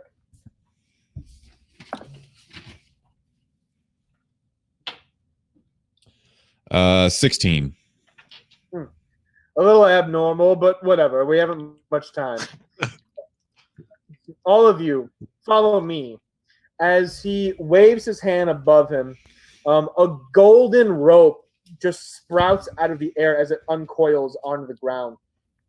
Balasar holds onto the rope as it jettisons him up into a small floating portal the rope is hanging out of. This guy's such a fucking show off. Sick of it. I hate it. I hate it. The rope is laying there for each of you to do the same. He's probably sniffing his farts on the way up. Just, oh God, yeah, yeah. What? Dude, love it. The face you just made, Mark. That anatomically is impossible. Yeah, he's holding the rope with one hand as it's pulling him up. He's lifting his right leg up in the air and farting and sniffing it. You're the Just Yeah, but worst. the farts would be following him because of his trajectory. So Also, no, he's the holding air upside element- down because he's that the much air- of a fucking show off.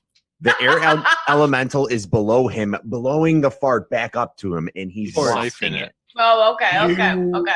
You are the worst. I know. I don't know. He defended the hell out of it though, so I respect him. We gonna kill him or what? Not yet. Or ask him about his brother.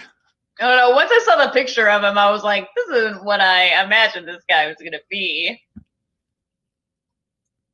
Okay. We got a window where we can like hold him out of the window just by one leg. Are you saying Phalistar catfished you, Ilya? Mm-hmm. Yeah, Okay. that's exactly what happened. Mental catfish. You all minus Snod. Snod, don't worry. We'll get back to the Don't A worry. side quest. We'll do the you main have to thing leave. first. The fucking egg. You teleport inside Savara Svakis's personal chambers. The walls of this rectangular tower chamber are punctured by arched windows that are currently shuttered. Bookcases. You see the bookcase there, Mark? You see that? Mark? See the bookcase? Can't see it. I don't know. I mean, It's I too was the one small. that had asked about it. I'm What is just that, like trying a 4E bookcase? God, you're such a rat. Oh, Wow. insane. Wow. And yet what you said was the most offensive addition you could write. I'm a D&D guy now. I know what I'm talking about. Right, somebody's got. I heard the fucking conversation you guys were having before we started broadcasting, okay? What are the big numbers?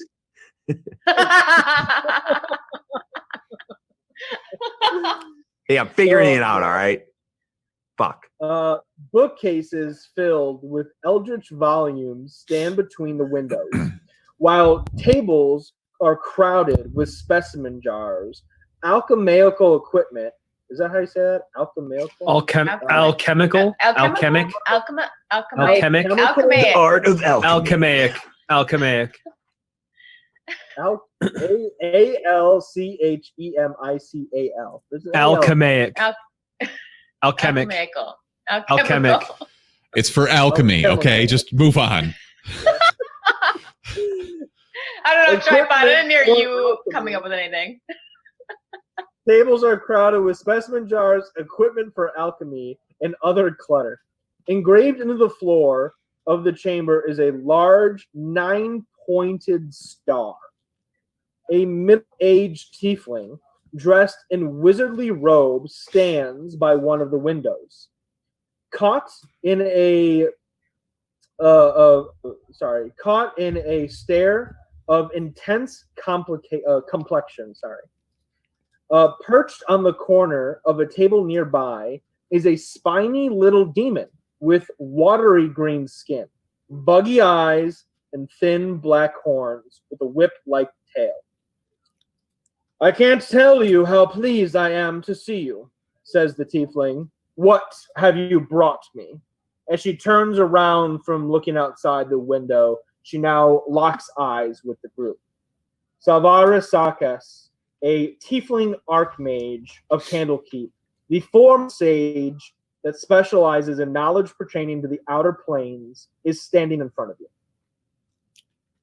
All right, so we've got this infernal puzzle box, and we need to know what's on the contract inside, and many lives are depending upon this. Very good. Direct and to the point. Falsar Fisk was right to bring you here. You have done good work, my pupil. Of course, master, in service to Candlekeep and to you, as always. I understand this infernal puzzle box was recovered from Baldur's Gate, yes, from the clutches of Thassa's Krieg? You're damn right. I have always been suspicious of the High Overseer of Eltriel for a long time, but no one wanted to hear my concern, because Thassa's Krieg was widely regarded as a hero who saved his city from an undead scourge giving rise to the holy nation of Eltergod. Hail as the savior, Thassus made all citizens of Eltriel swear an oath called the Creed of Resolute, which binds them to defend the nation of Eltergod. I met him years ago. Many of my instincts told me he was a child. Afterward, I grew too suspect that he had cut a deal with one of the more powerful devils, using the Creed of Resolute to bind all Eltriel to his dark deal. I wish to prove my theory. I believe the evidence is locked inside that puzzle box. Please, present it before me. Before I hand it over, does anybody have anything to say or any second thoughts on this? It's not like we can do anything with it anyways. Yeah, she's got all the power. She's got every Right. card. You're Okay. more than welcome to ask her questions or start a conversation with her. What do you think's inside? As I said before, I believe evidence of Thassa's Krieg using the Oath of Resolute wrongly to the people of Eltriel. I believe this oath was sworn by all the citizens under the impressions that it was blessing them and giving power to the holy city. Okay. I believe the creed was used in a dark deed of the devils of Avernus.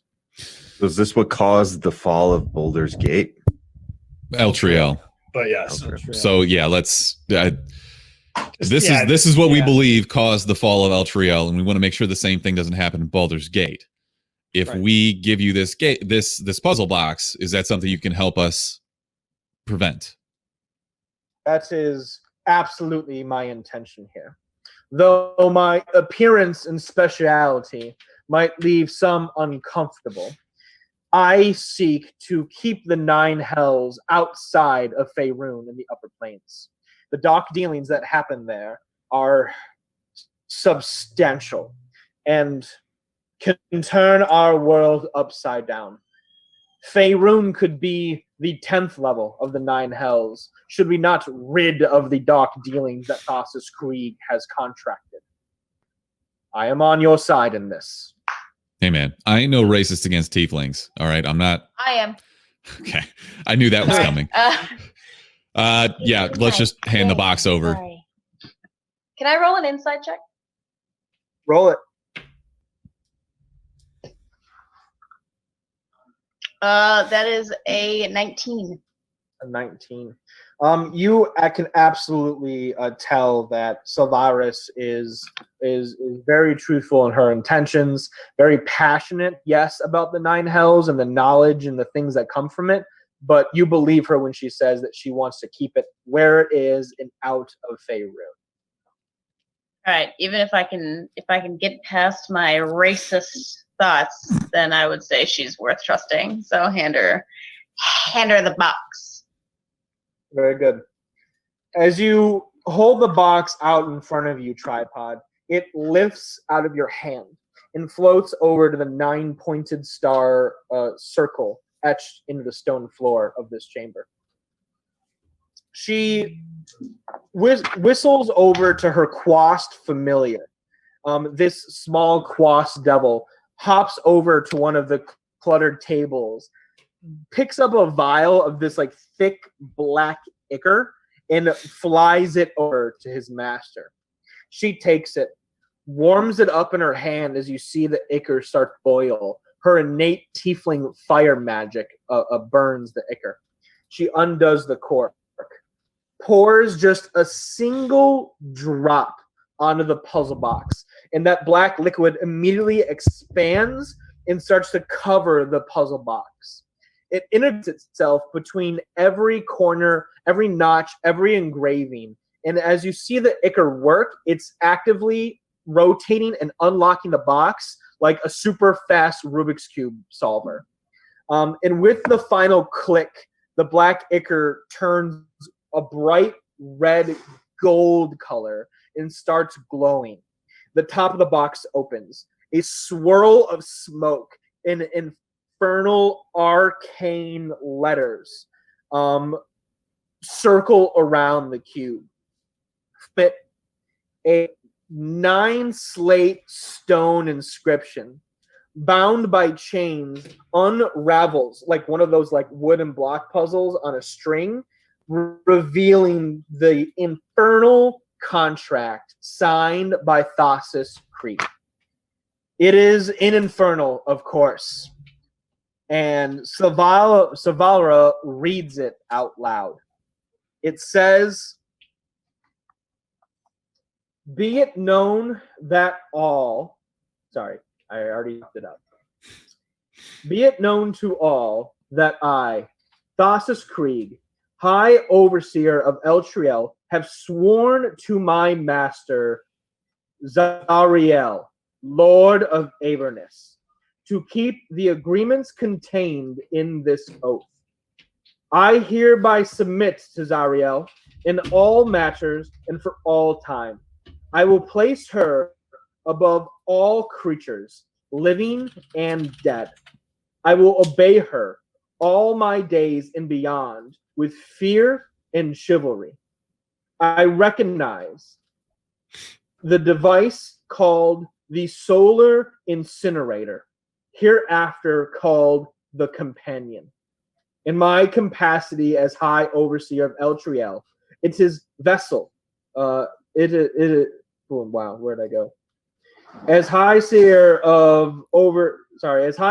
of Eltriel, I acknowledge that all lands falling under the light of the Companion are forfeit to Zariel. All persons bound by the oath to defend Eltriel are also considered forfeit.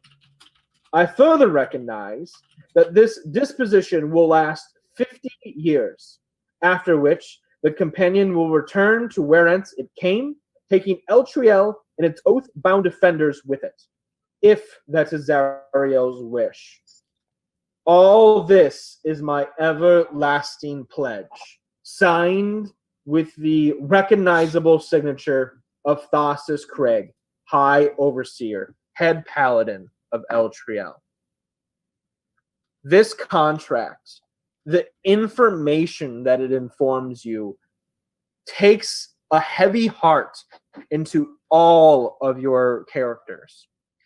For it was just a few days ago that you learned that Zariel was sent down from the heavens to rally the Hell Riders, to charge, to lead them into Avernus and destroy the devils that threaten the world of Faerun from utter destruction. The Hell Riders were defeated, but not before fighting off the demon invasion. Zariel fell in the final battle, and her final fate was unknown. It was assumed she was killed by the Archdevils of Avernus. This contract now reveals the fallen angel Zariel is not dead, is not in prison, is not tormented, but in fact the Archdevil of Avernus itself, the grand ruler and controller of the first level of the 9 hells. The fallen angel is now the most evil creature in all of Avernus and commands it justly. It Damn. is detailed in this contract that Thassus Krieg forfeited the lands of Eltriel and the citizens of Eltriel to Zariel to do with as she wishes. It is an unholy contract, a cardinal sin, one of the most evil things to exist on the material plane is this contract. But Do why any of you did have he? reaction? But why did he, guys? There's got to be something in it for him, you know? Is he promised that he's going to rule over all the hells alongside, what's her name, Azriel or whatever? Zariel. He wanted power. Yeah. It Well- wasn't detailed in the contract what was given to Thassus Krieg. But through research and knowledge you have already gained, the Shield of the Hidden Lord might be one of the prizes Thassus Krieg got from Zariel.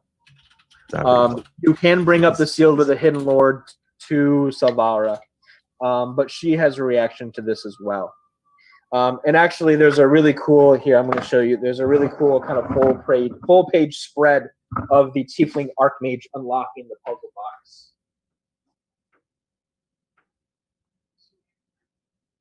Oh, cool. Ooh. Yeah, that's really cool. Pretty slick, right? There's her boss. Oh, I hate him. I like him. No. Is that you, Snod? That looks like I was gonna say. That's what I want to be.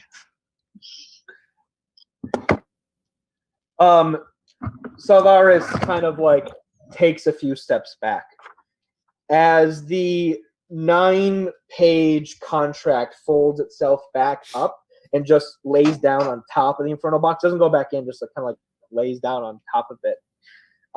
She looks down, like mutters a few things to herself with her her hands in front of her, and looks back up at you all, and she says, "This horrific contract, this deal that Thassus Krieg made, it is substantial. It is one of the most horrifying infernal contracts that has ever been signed in the history of man and devil. This power that the Grand Overseer gave Zariel is immense. For if she is in control of every citizen of Eltriel, that means she is in possession of all of their souls. That is an unprecedented amount of power. And with that power, she could turn the blood war that rages in Avernus, take control of all the demon warlord factions, unite them, band them, lead them back the way she entered the 9 hells into Faerun, and destroy Faerun in the material plane, claiming it as her own.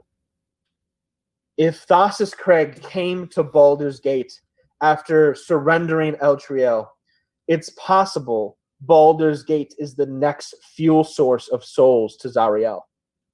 We cannot let this happen. This must stop.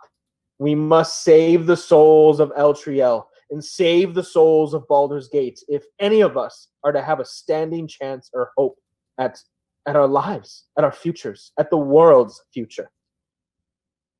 You all have been caught up in this ordeal unwillingly, I assume, through one means or another. You all come a long way to bring this item to me. You all have sacrificed a great deal, and I thank you for that. There's a lot of work to do ahead, and a lot would be expected of you if you choose to join the cause, to stop Zariel, the fallen angel demon archfiend of Avernus. Now, we can put a plan together. Me and the other archmages of Candlekeep, we can figure this out. We just need a little time. If you all are still with us, make your pledge now. Vow yourselves to us in helping us stop Zariel, defeating her, in saving Faerun. What say you? I personally want to step immediately forward and kneel down. And I mean, I'm furious about this. And I would say I will absolutely pledge myself to the death to see this done and to see Zariel dead at my feet. Very good. No mercy and no quarter can be taken when dealing with the 9 hells. You have our resources along with your pledge, Ilya, of the Scourge. We applaud you. Any of your allies wish to join the cause as well? I mean, kind of seems like the right thing to do. Like, don't we all have the same common goal here? Like, why do you need a pledge? Why can't we just tag team it, you know? That's perfectly understandable. I suppose I might have been caught up in the moment, but it's good to unite as a team, as a collaborative effort, and have some sorts of verbal component to contribute to this worthy cause. Some motivation, some outlining reason why you would risk all to enter Avernus and bring down this archdevil. Okay. Ilya has been so brave to step forward and make a vow or pledge or whatever is comfortable to you. Oh, Ilya's all about it. So I will say, if we're gonna do this, we're gonna need some help. And maybe some supplies, you know, maybe a couple backup, you know, soldier type people, if you got them, if you can spare them. Some health potions, some stuff. I'll take that. The Archmages of Candlekeep will be more than happy to outfit anyone who joins up in this cause. Anyone who agrees to enter Avernus with the motivations to stop the fallen angel Zariel. It will be our pleasure and duty to support you in any way we can. Perfect. I'm in. Wonderful. Tripod, you mentioned we're going to need help. Yes, magical abilities and weapons and armor are amidst that help, but I sense another presence faint in your mind right now. That restricting collar keeps that being from speaking with us now, but I will turn away no help from any source. Perhaps your friend on the other side can help us as well. Oh, that's my guy BB. He's all about taking down Zari. There's nothing in the world that he wants more. Hates her even more than he hates Tiamat. Fantastic. And I know he hates Tiamat an awful lot. Oh, so much. Snod's downstairs and just like itches a little bit. Yeah, who's gonna tell Snot all Another this? egg shows up. Very good. Any other of you wish to join the cause? Yeah, I'll go. Yeah, right. Sick.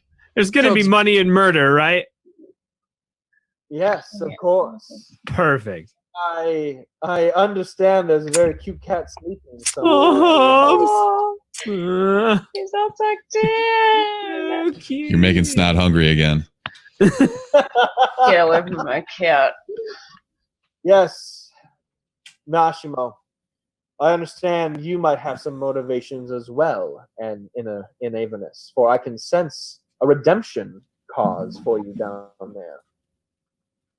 But yeah. Your motivations align with ours. Your quick hand and nimble foot will be of excellent use on this expedition into Avernus. Anyone else? I'm in, I guess. Somebody needs to kill these guys. Can I throw another ribeye to Tommy? Yeah, absolutely. I said I wanted a T-bone steak. Just hits him in the face. Keep on throwing- Take a ribeye and deal with it. We can't give You you, need any your bones. protein. We can't trust you with them. You're like my dog. Neat. Tommy, we gnomes, your fury and rage with a sword is unmatched. You cut through a vast amount of devil throats. May they bleed and feel your rage. Oh, they will. They will. In character, I ask if devils are much shorter than normal humans. No, they're freaking huge. Wow, Tommy Wee's got halves. But they slice like butter, Like Yeah. butter. and I have an abundance of bread on me. Anyone hate you so else? I much. believe there are two more of you inside the room right now. I just literally. Are we bringing the NPC? Does the NPC get to say she's No, we left the NPC outside. No, We Florist left- Florist is He's here. taking Oh, it. Florist Florist is in is the here. room, dude. Hell yeah, dude. That's me. Give Jordan time to speak, then we'll address Florist. Oh my god. I don't say anything. I just stand in the back, kind of leaning against my longbow, and I just nod. Dormer's so emo. Yo. Very fucking emo. Who hurt you? Do you want me to tell you my backstory? No, It no. all started when my parents left me as a kid At the That's steps the of the White Plume post-show. Mountain. To go build a new life in Plume Mountain.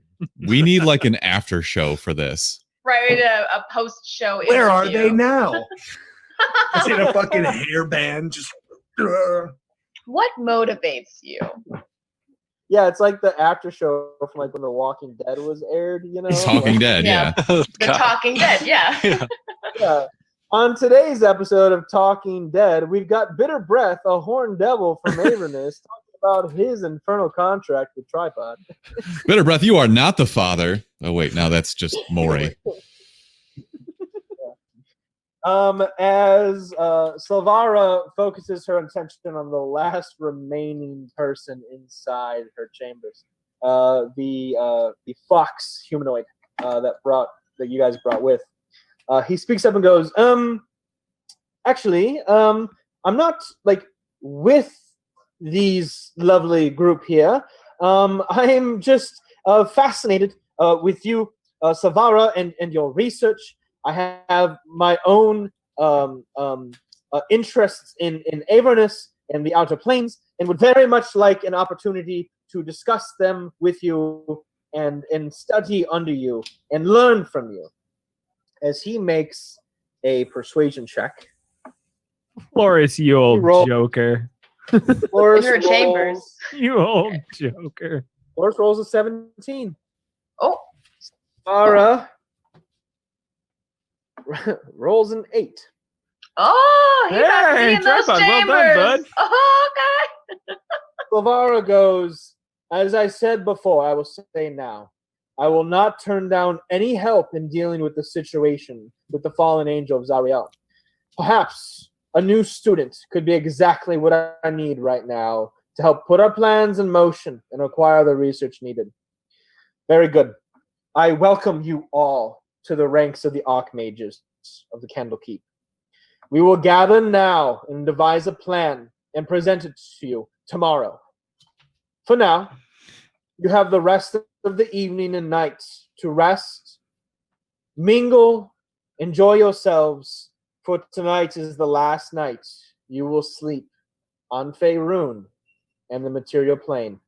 For tomorrow, you will be entering Avernus, the first level of the 9 hells. I go to the tavern right away. I don't bother. Two meads just appear. I Don't bother. yeah, but I like it when someone serves it to me. It makes me feel superior. He's already got Tripod started double fisting as soon as he handed the puzzle box. All right, let's do Baldur it. talking is done. Very good. Understand this while you enjoy your stay at Candlekeep. It's gone and the already, Keep it's Grounds. The Arc Wizards will be picking up any tabs you ring up at the tavern at the shops.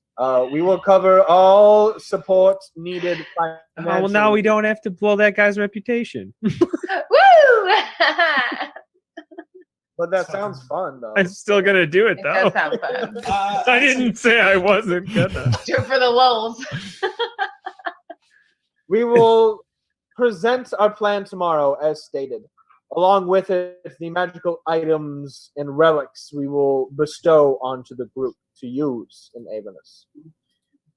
Meet tomorrow at just past midday, back in my chambers here. Rest well now, heroes, for the journey ahead will be fueled by fire. Any quick questions of me before we depart here? You want her to take a look at the shield? Yeah, I was kind of thinking that, but also, I Yeah. kind of don't want to take that with because I don't want Those fucking psychos following us. plus we would still have the bag. Right. Yeah, I've got the. That's a good. That's a good. Did anybody write down that they have it? I think no, I had the puzzle box. If somebody else has I the, think I wrote down that I had you the did too, shield yeah. inside the bag. I had the Yeah. shield Yeah, I think inside you're of the one that bag. grabbed So it. Yeah. so just like turn it over and dump it on the floor. Yeah. I'm like, Here, I take just, this. I kind of walk up. I just kind of like whip the bag out, grab it like a pillowcase. I'm shaking it out to do laundry. The shield just splashes on the floor in front of her. I say, I don't know what this is. Take a look. Does anything else Absolutely. come out of the bag of holding? You did turn Actually, it yes. upside down. It actually, yes, you guys have not looked inside the bag of holding that was kept in the Van Pure family vault. Oh, and as good you question, turn Elise. down, You're right. Well done. as you turn the bag inside out, of course, the shield of the hidden lord falls out, hits the floor. Alongside it, 12 gemstones fall out. Each gemstone with 120 gold pieces. I try to pick up as many as I can before anybody No, notices. Never Now helping you I again. asked the question. I just kick Nashimo's I hand. try to pick up as many as I can. As you all just like fucking cockroaches scatter around the room. Don't touch the shield, though. You guys are fucking savages. I don't go for the gems. I 100%. I go noticed for it the- happening. The only other item that falls out is +1 studded leather. Oh, shit. I don't know if I want to touch that. I don't know where that's been. Who was wearing that before? +1 studded leather. It's nothing you don't already have. This is what Silvara has to say about the shield of the hidden lord. Ah, yes. You have brought forth the shield of the hidden lord. Phalastar told me you had such item in your possession. This shield is a symbol of good's triumph over evil. Gazing at such beauty, one can easily overlook the terrible force bound within it. Gargoth is, I believe, its name, but it calls itself the Hidden Lord. Gargoth is a pit fiend sent by Asmodeus to corrupt mortals on the material plane. And there it amassed such a following as to rival that of gods. In that way, Gargoth became a sort of demigod, having worshippers increase his power exponentially. My, how the mighty have fallen, as she points to the shield. This shield has the power to corrupt everything around it.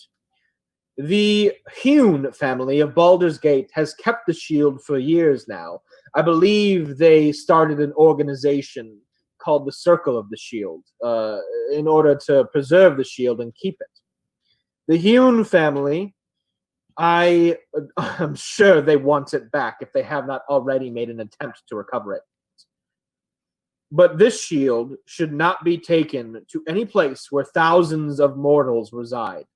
It needs to be locked away in an extra dimensional space away from corruptible souls. I think you should leave the shield with me.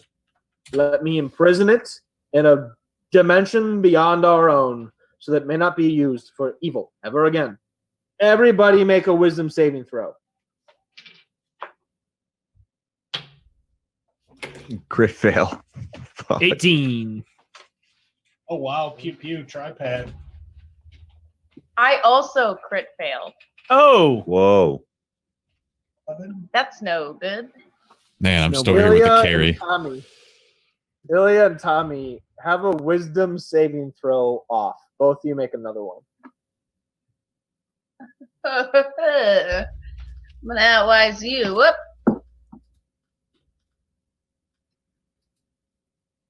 Well, Also 12. Shut the fuck up. get out. Fuck. Okay. Roll I'm gonna again. No. I'm gonna roll. roll again. I feel like we should roll again. I don't know. Just roll. I got 12 Top. again. Oh my god. Shut up. Shut the fuck up. Shut up. We're best buds now. Fuck off, Snob. There's a lot of Although stuff on my going on while character I'm not sheet- there. It says Tommy we no trust. I don't know if you can see it. Ooh, no But trust. I have no Damn. notes that say that, Tommy. I don't trust Tommy Get a we. shirt made that says Tommy, we no trust. No trust. And we no trust. I only trust eggs and myself. That's actually reasonable. Same.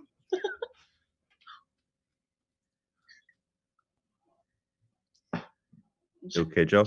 Joe, yeah. We're gonna. He's like, no one has Playing. ever double crit failed on a wisdom saving throw.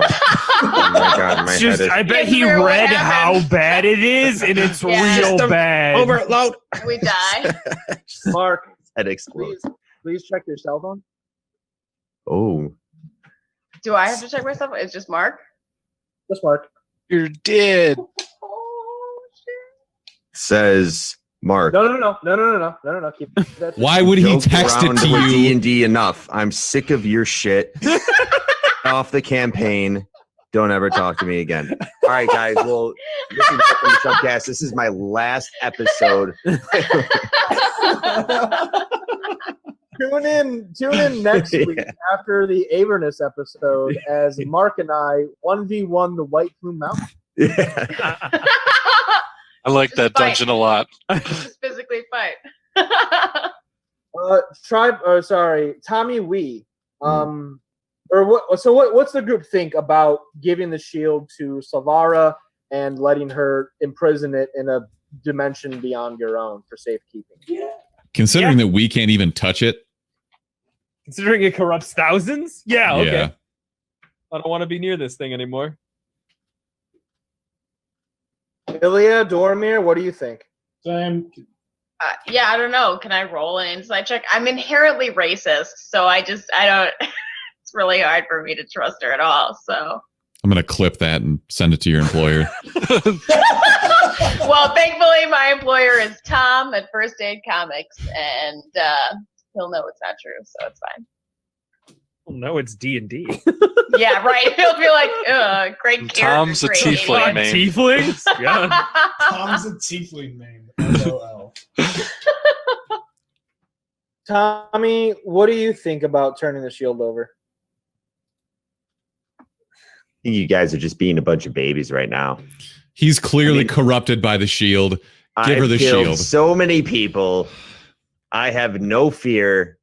This shield isn't going to do anything. If Oh, anything, that's it. it's going to cause me to kill more demons Banish and it. devils. Banish it.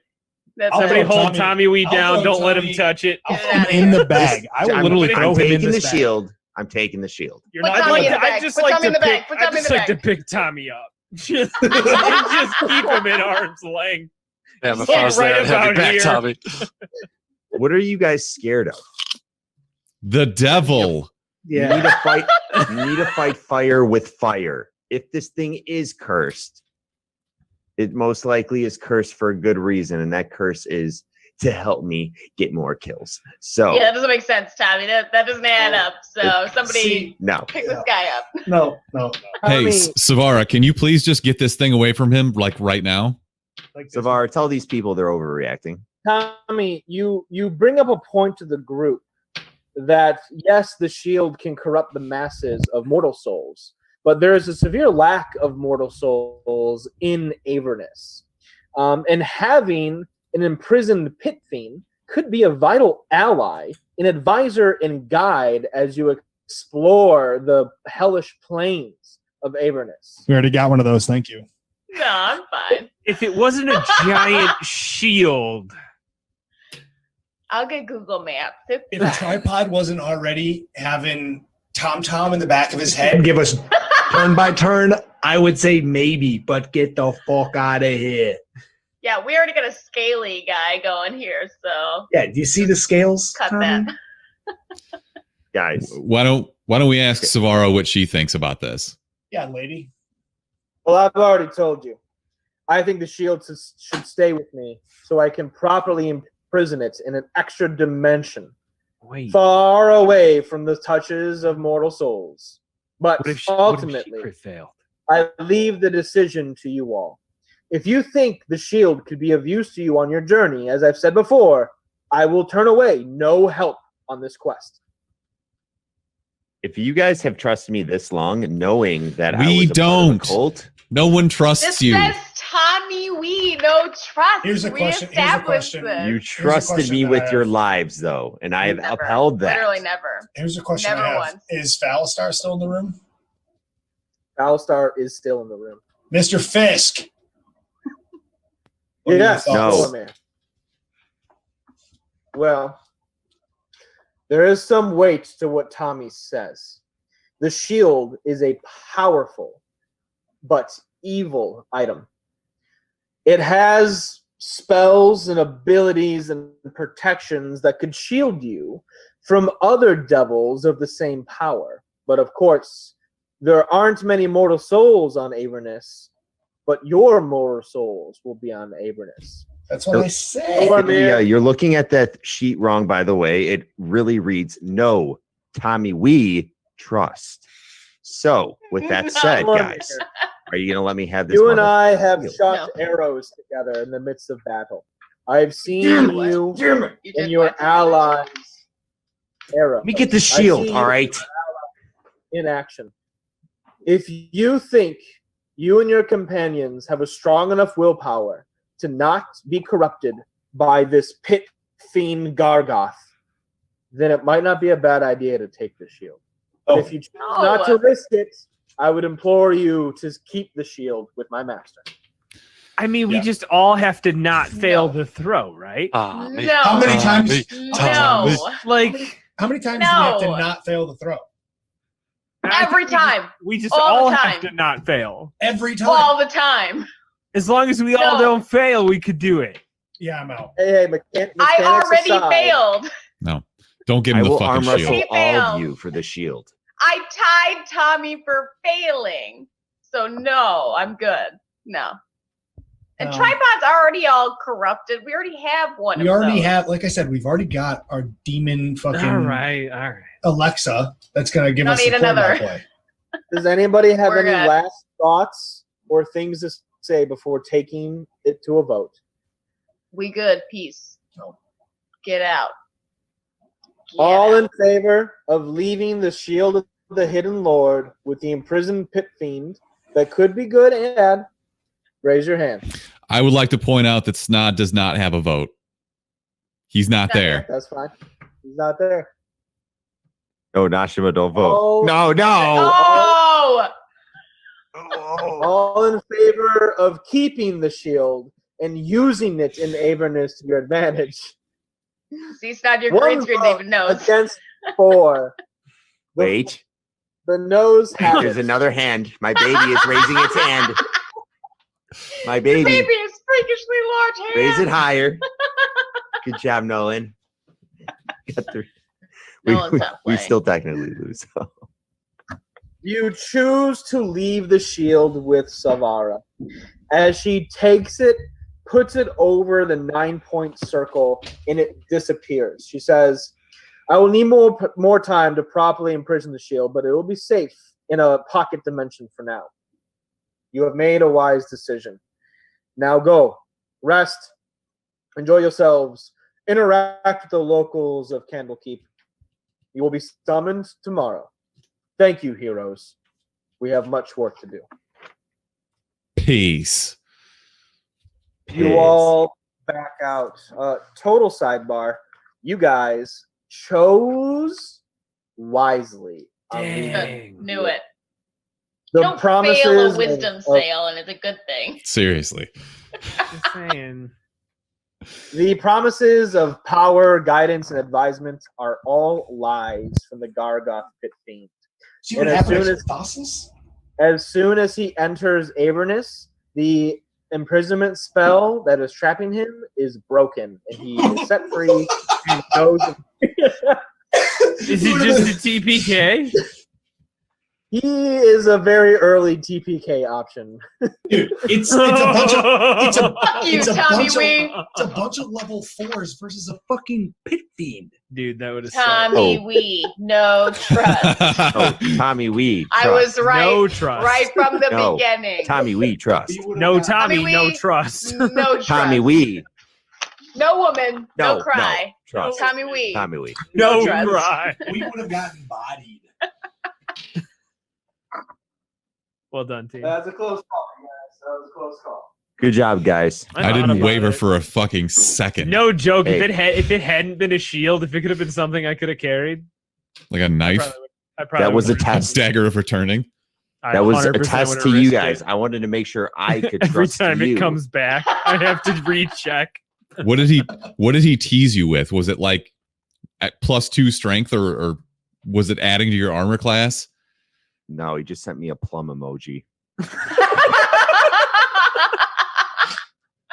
That's And then, fair. like- Got all and, that like- from a plum. And then the We can white, go to like, White squirt Blue drips. Mountain. If you guys really want, I can give I you don't know the what that means. full stats of the shield after our session. Here. Yeah, I would love Okay. that. I want Yeah, that. yeah, later on. So you Who was guys that lady now in? have, Who's the lady's name in there? That room, by the way. What's her name? Savara. Silvara Sakis. Okay. Well, I'm going to be watching her with my little orb. Since we were in there, I want to see what the hell she's up to with that shield. Oh, well done. Sure, you guys. So you leave her chambers. Tommy, you bust out the orb, say the command word, and nothing works. Oh, Oh yeah, the magic. What's the command words? No, it's Let the gates be open, but it doesn't Gates matter. be It's open. magic. There's no magic in here. Yeah, I forgot. Damn it. So you guys have a solid 24 hours before Salvakis and the other archmages present their plan to you to take down the archfiend Zariel, the fallen angel. How would you guys like to spend your downtime? Obviously, some of you might have a few side quests. Nod, we'll jump right to you after I kind of debrief here. Ilya, you expressed interest on heading over to the Hearth, which is the Yes. name of the local pub. You guys have a private residence. There's a farmyard just behind the keep. So go ahead and think about it. Snod, let's go over to you. We have a very important side quest to complete. So while key and massive plot points are being revealed, character developments come forth as they make decisions to join up in the cause against the fallen angel, and a slew of important information and questions are answered and given to the group. You are seeking a way to permanently teleport hard-boiled eggs to you at any time and place. Somebody fucking clip that. Somebody fucking clip that. Wait, what did I just miss? God damn it. You missed nothing. Snod, with your hand being held by that female elf monk, she brings you into the enchanting room.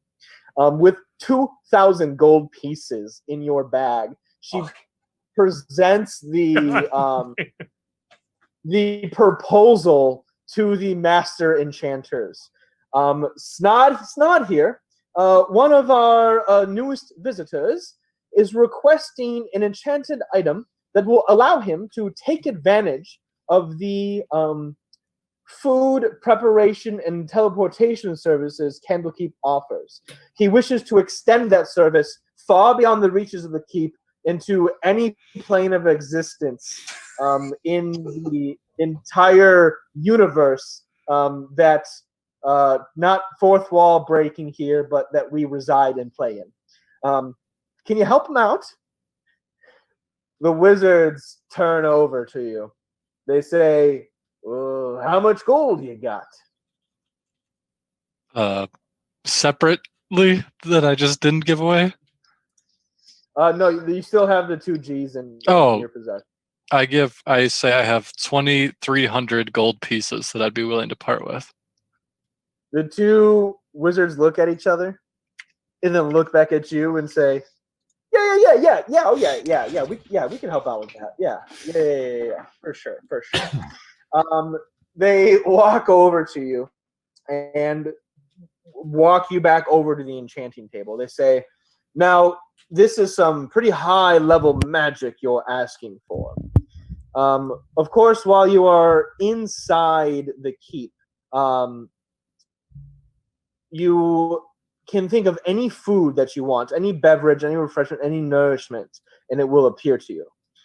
To transmit these power outside of Candlekeep is unfortunately far beyond our capabilities. But what we can do is source a single food item, a single perishable good to you at any time in any place. Not the vast menu, not any options you like, but just one food item summoned to you whenever you think about it.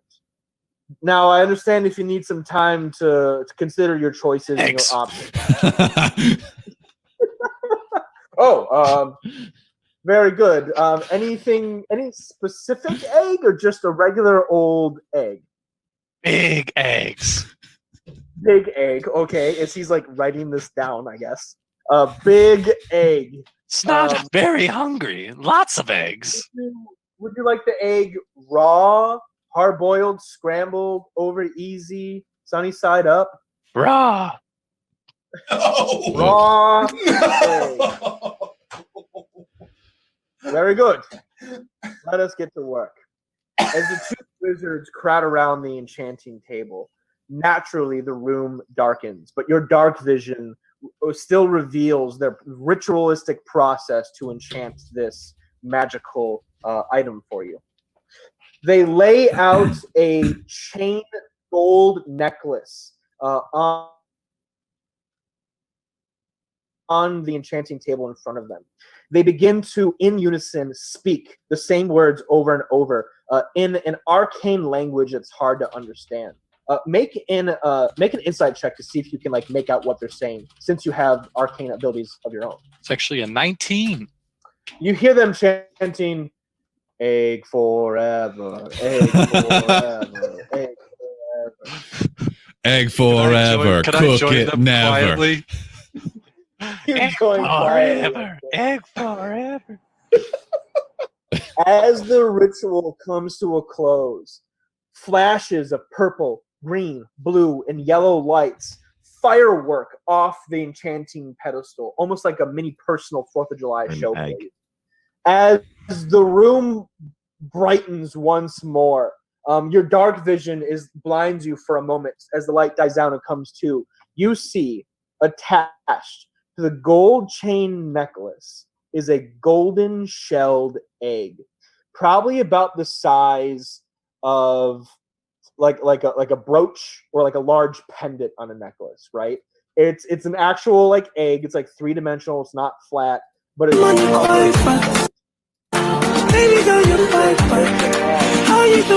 table. As he walks over to you, Snod, he gets down on a knee so that he's eye level with you. He begins to clasp it around your matted, furry neck.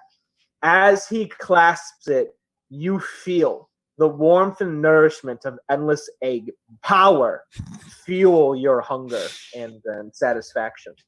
Thank you so much. The wizard stands back up as he looks at you, Snod, and says, "This is powerful magic indeed. One that I will put in my personal enchanting portfolio." As he snaps a quick pic. It's going on the gram. He says, "Lord Snod, there is but one catch that comes along with this egg magic. For the golden egg around you, as long as it is on your person and around your neck clasp, you can summon an endless amount of big raw eggs. But be warned, Snod. Should the golden egg crack or even scratch, the magic will be disenchanted and destroyed. It is your duty to protect this egg. Keep it safe. Keep it hidden so that endless big raw eggs may be at your disposal. Okay, so if I recall, I was bought a fine robe the last time I was in town. So I'm just gonna slink the necklace underneath it for now, just so nobody sees it and asks any questions about it. Sure. Yeah, you already start sewing like a little pocket in the collar of your robe for like the golden egg to like nest in. Yeah, It's perfect. to like keep it like safe and warm. Yeah. The protection of that egg is their strongest motivation right now, other than serving Taman. Yeah, it's 1A and 1B. Yeah. You give your thanks to the wizard. You give your thanks to the female elf monk who helped you out. And you re-enter the central library area with a big smile on your face and a giant egg in your arms.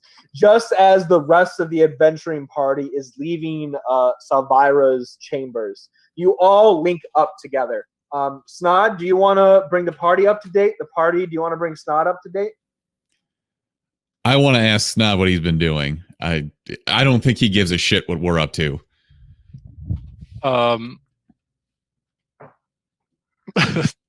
So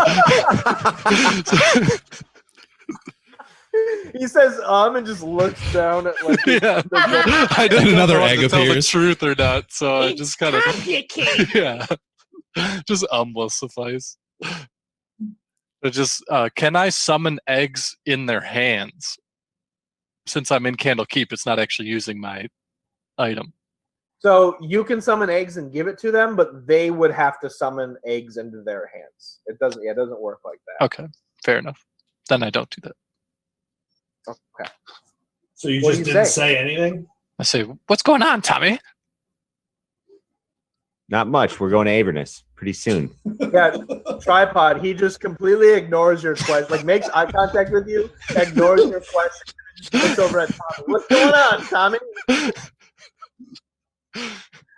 Nah, what do you say we go get some drinks? You know, this is going to be our last night here. Like I said, we got to go to Avernus tomorrow, and we'll maybe play some games, win some money, steal some money, do something. Nice, going back to Avernus. What? Yeah, let's go. It's been a while. What's Avernus like? We'll talk about it at the bar. Come on, over drinks. let's go. Excellent. Tommy and Snod link up and head to the tavern. Dormir and Nashimo, do you guys still want to carry out your little side quest? Are we? You're muted, Nashimo. Are we gonna get? Can I get that enchantment for free? That now after what? Fucking what's her name said to me? So this is how it's going to work. The archmages are going to give you specific items that will be useful on your quest. Got it. Yeah, then we're and definitely gonna go bamboozle that guy. 100%. They will buy whatever other like goods, resources, weapons, armors, trinkets, adventuring gear, whatever you need. But any or like extra stuff is up to you to procure. Gotcha. Definitely. Let's go Yep, side bamboozle the quest. hell out of this guy. Sure. Dormir and Nashimo, you head to the courtyard of Candlekeep, just leaving Ilya and Tripod in the central lobby of the Grand Library. No, I went to the tavern. You peel right off. Do you go with Yeah. Tommy and Snod? Or, okay. Like I two of you together? literally, the minute that we were done in that room, went to the tavern because I knew we were going to hell. So I went to the tavern. Like, I feel like I made that moderately clear. Like, but boom, pledged my allegiance, Of course. went to go drink. So Tripod, it's just you alone in the library. That's me and Mormir. With the tiefling lady. Wait. Okay, yeah. So Floris is still there. I feel like Floris kind of owes me one. Yep. Not like that. Absolutely. Arm wrestler. We don't even know that it's a her. I think Why he did- said he. Did you It's- say he at some point, Joe? You know, this is not really important at all. Anyways, Yeah, you know. shit. So I'm still with Savara. Like Savara's still around. She's back in her chambers, but if you Ah. want to double back and talk to her one-on-one, you're more than welcome to. Yeah, I kind of want to ask her some more. All I really want is to see if there's any kind of leverage I could get over Bitter Breath. So like, Sure. I don't need to belabor that or anything like that. Like I already have the background and all that shit. So if we can expedite that, I don't want to hold the party up.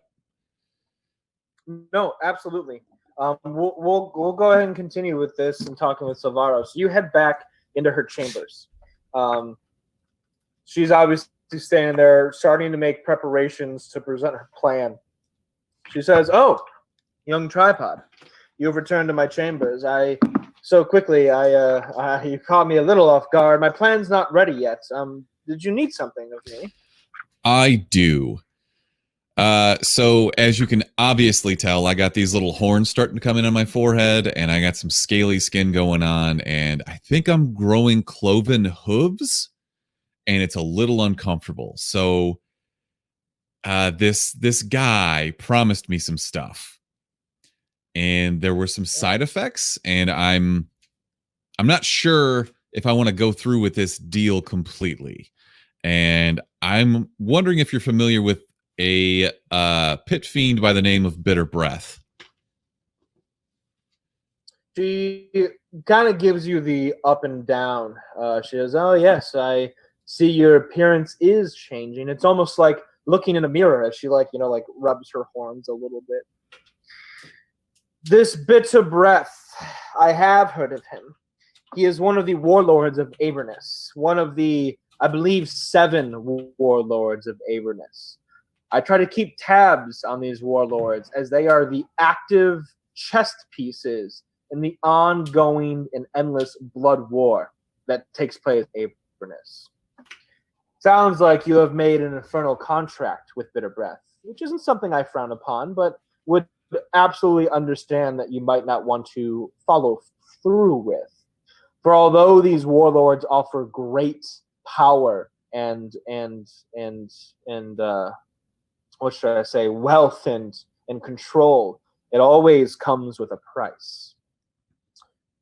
Infernal contracts are tricky, you see. Once the devil and the person agree to the terms of the deal, the agreement must be sealed with a contract, which it sounds like you already have. The contract can appear in many manners and take many forms. And it is the contract that must be broken in order for you to be set free. A character bound by an infernal contract who fails to pay the price specified in the contract immediately will suffer a penalty for breaching such a contract, as specified in the contract itself, usually. Common penalties can include the character's soul being forfeit when the character dies, you losing all monetary wealth and property or powerful magic items to the devil. You could grow horns, a tail, or other devilish features that cannot be removed by any means, sort of divine intervention or a wish spell. Once you turn too far, you become a devil yourself. Man, I already got a front tail. I don't need a back tail too. Hey, Oh, gross. Voiding the contract is a difficult thing. An infernal contract, should it be void, would release all parties in terms without penalty, as if the deal never happened. Any gifts or prices revert immediately, though some contracts might leave a scar or other lasting effects. The devil and the contract person who signed must both agree to void the terms of the contract as an action. The devil magically will procure the contract, and both parties state their agreement to terminate it. The contract crumbles and is destroyed. You might be able to persuade this Bitter Breath to void your contract. There's a few ways I can think of. Of course, offering a certain quantity of soul coins could motivate the devil to void the contract. You could also offer an exorbitant sum of gold pieces and sacrifice many humanoids in the devil's name. You could also offer it a powerful artifact, such as the Hand of Vecna, to the demon to void the contract. Your best bet is to find the contract itself. This Bitter Breath warlord has it in his possession or in a vault or hidden away somewhere. If you can find the contract, learn the true details of the contract, maybe find a loophole, or offer a means of compensation to void the contract, you could be freed from it. But also understand this. If you have the contract in hand, you hold a lot of the power. You could reap more benefits from Bitter Breath and give less of yourself to him and become more powerful yourself. Something to consider. Would an artifact like a necklace that makes eggs appear at any time be enough to void this contract? Well, I've never heard of such a ridiculous magic item. I can't imagine a former pit fiend warlord of Avernus would be interested in such a thing. But you could convince him that it's worth more than it seems. Okay. Though the object is silly in nature, it is unique in value. So far, basically, get Bitter Breath hooked on eggs, and then tell him you've got the only fix in all of Avernus. Oh yeah, yeah. Sprinkle a little crack on each egg. All right, Savara, thank you very much for the insight. I will leave you to your studies. Of course. Very good, Tripod. Tommy or Ilya, you sprint to the inn, the tavern, much faster than anyone else. Located in the back over there. I can try to give us a little visual.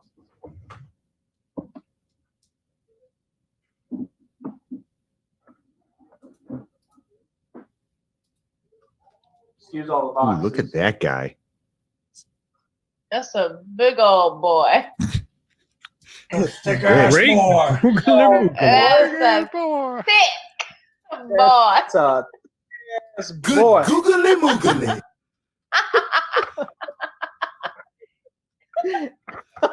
It's so good. I always got I that one always ready. forget. I always That looks forget like that drop Sully. exists. It's great. Okay, the Hearth. In Candlekeep's pub, guests and monks can enjoy each other's company and a good meal. The pub has a low ceiling supported by massive wooden crossbeams and narrow shuttered windows. A large fire pit in the middle of the room is surrounded by half a dozen tables and matching benches. It's about early afternoon, so the pub has a minor presence in terms of patrons. Most noticeably is a large blue-skinned ogre that is at the bar with an ogre-sized cup and a human-sized book that it is reading. The ogre has like glasses on. He's got bulging biceps, and he's got like a monk's robe that's specially tailored to fit him, but matches all the other Candlekeep's like monks' robes. Most noticeably, there is a circlet on his head with a large gemstone in the center that's glowing the same blue his skin is. I say something real quick. Ilya, we gotta get. Whoa. You're Fuck not you, there. Tommy Wee. All right. Ilya got there first. Oh, I'll get it in. Ran to the tavern. Okay, Tommy. So back up. All right. I go right to the bar. Yeah. You I'm just gonna go ahead. get to the bar. Yeah, right next to that guy. Flies onto the bar counter and sits on it. The ogre notices you sit down. He kind of like scoots his stool away from you a little bit. Not that he doesn't like want to be next to you, but he's very self-conscious about the sit he takes up. So he scoots just to make sure you have enough room to like sit at the bar. Okay. It's a polite thing. Great. Yeah, I want to. Does someone come up? Is someone serving me? I hope so. Yeah, there's a bartender. Great. His name is Daryl. He walks up. He's basically the only like non-wizard or monk or like lore seeker in all of Candlekeep. He's just a simple barkeep, you know. Oi, welcome to the hearth here. Is there something I can get you? Yeah, I'd like a drink for me, the strongest one you've got. I'd like a drink for the cat, half strong, and I'd like a drink for this guy. All right. As he looks over at the blue-skinned ogre, kind of like looking at him, like, you know, the ogre turns over to you, as he like his glasses are down at his nose as he's like reading a book. You know, he looks over at you and he goes, "Oh, mighty kind of you to offer, but I don't partake in alcoholic beverages."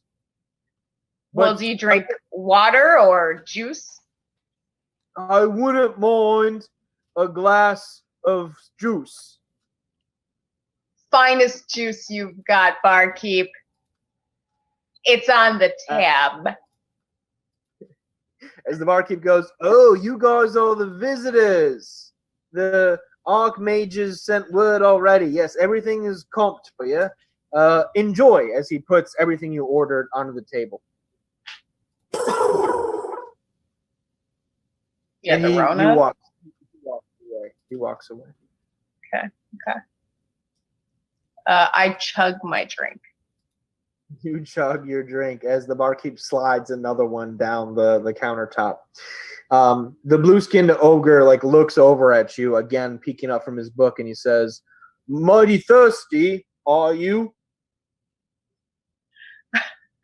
Well, I've just decided tomorrow I'm going to hell, so it brings up a thirst, you know. Hell, you must mean you're going to Avernus or one of the other levels of the 9 hells. I've read about them at the library. Yeah, I imagine we'll probably go through 1 through 9 or so.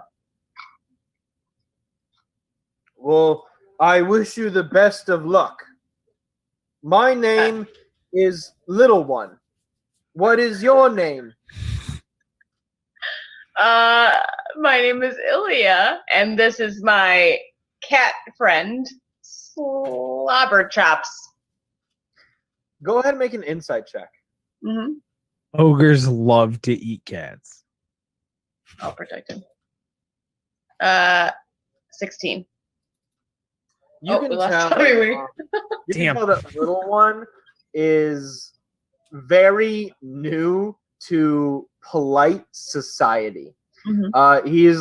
He's speaking slow, not because he's dumb, but because he's new to like speaking to people. Mm-hmm. You can tell he's kind of holding something back, not like a secret or like something like evil or malicious, but like something like personal and almost like on the verge of tears.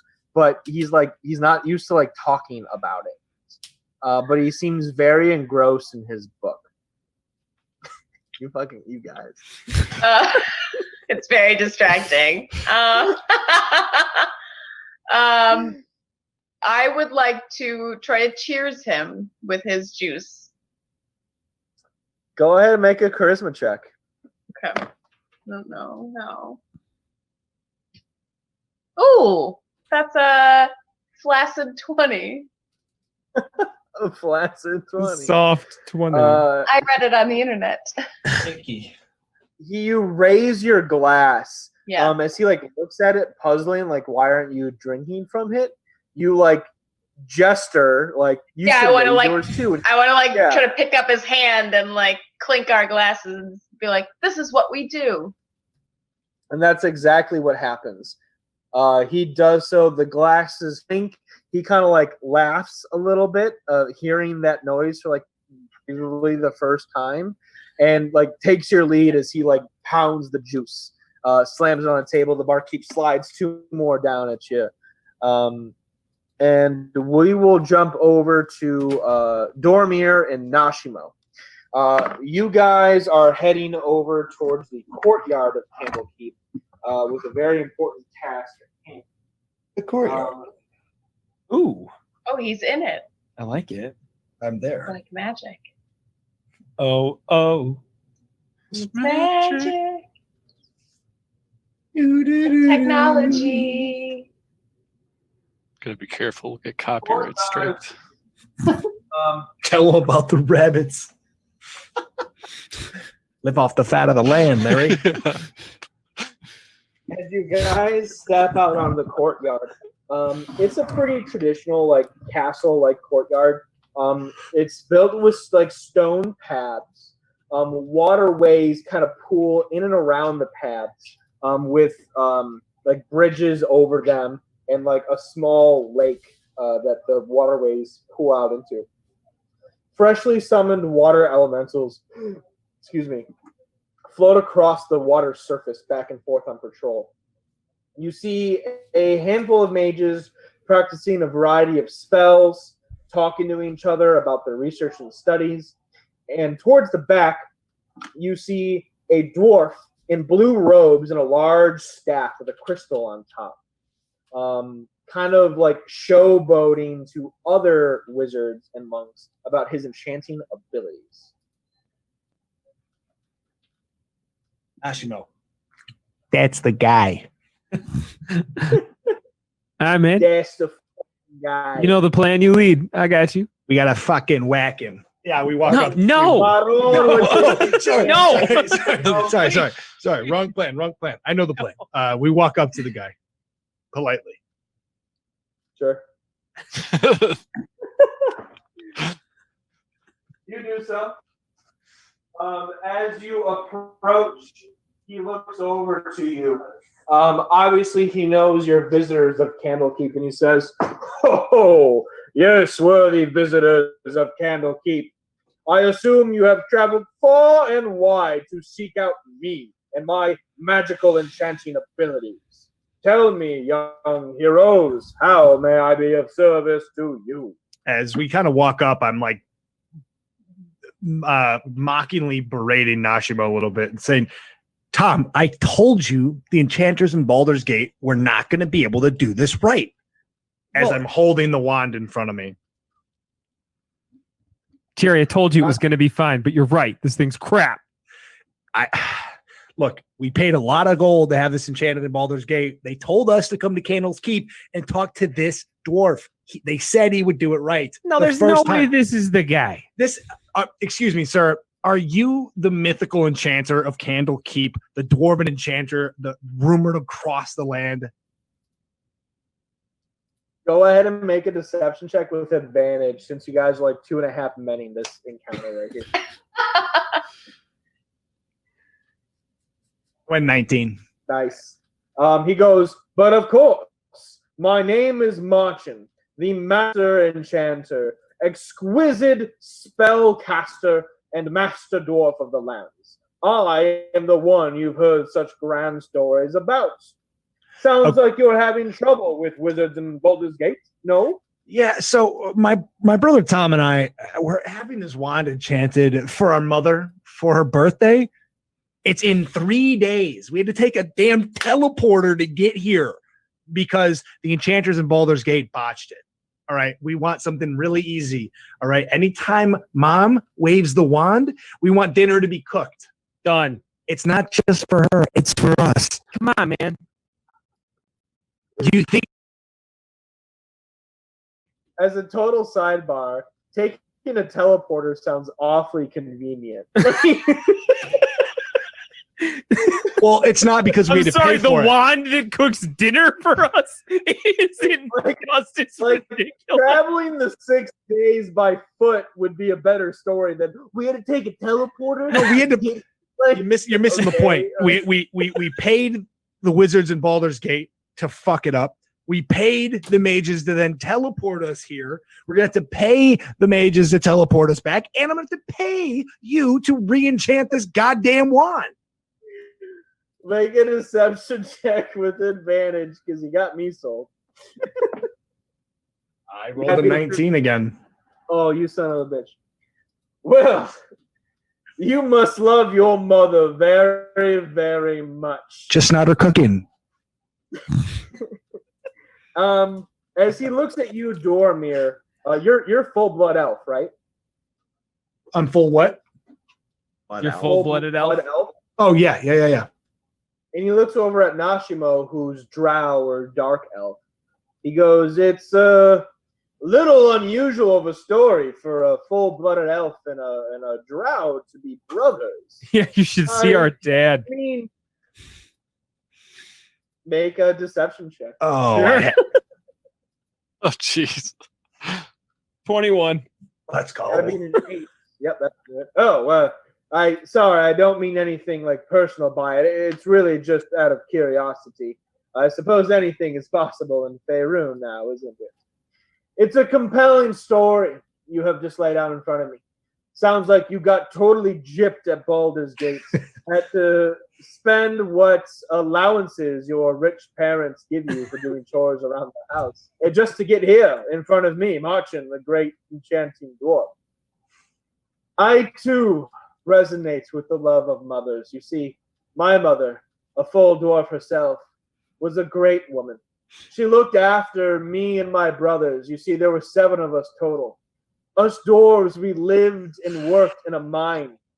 We would constantly look for gems and things of value to bring back to her. In the middle of your She story, was, my appearance is visibly getting impatient.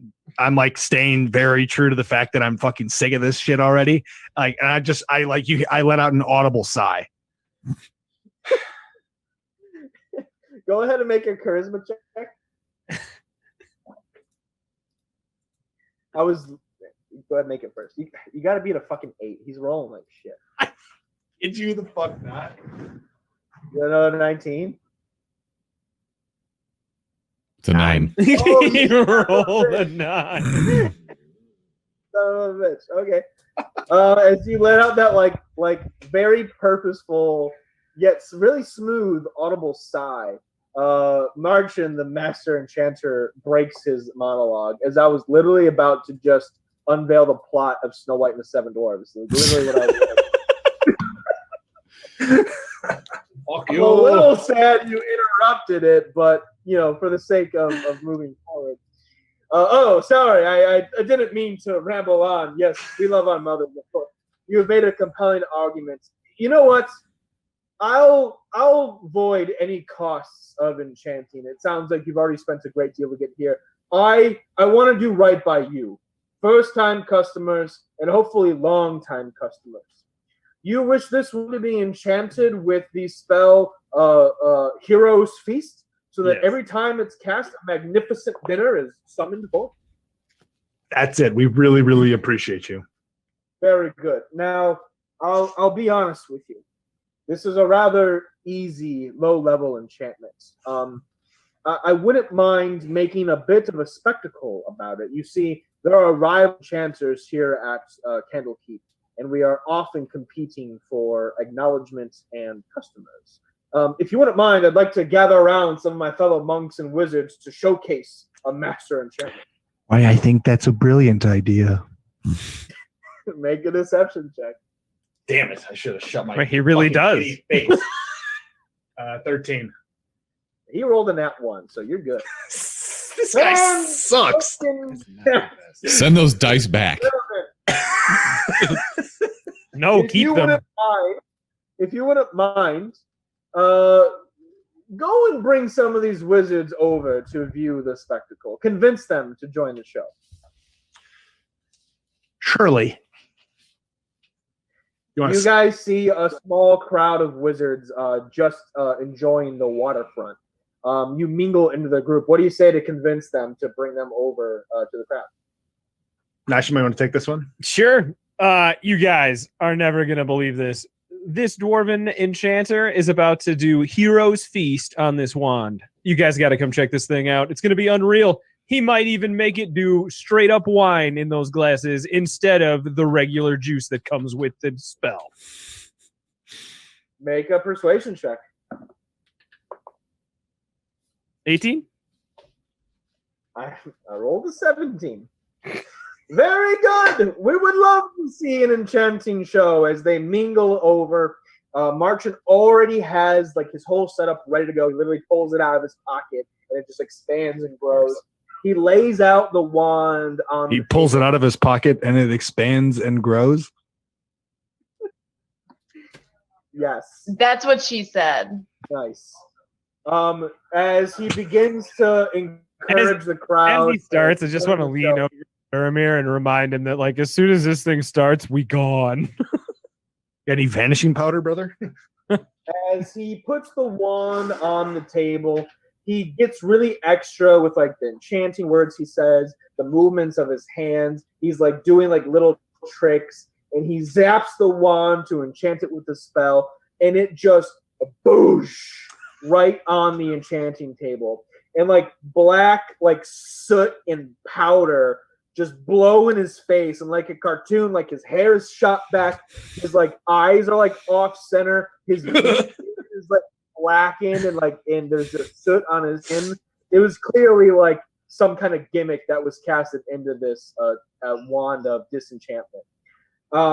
Everyone's laughing and pointing at him, saying that he can't enchant worth a shit, and that he should give it up before he's ahead. If he can't enchant a simple spell like Hero's Feast, no one is going to want him to enchant anything for them. As he looks over at you two, he is going to make an arcane check. Oh, we gone. He identifies the wand as a fake. We gone. He rolls an 8, which is not enough to identify.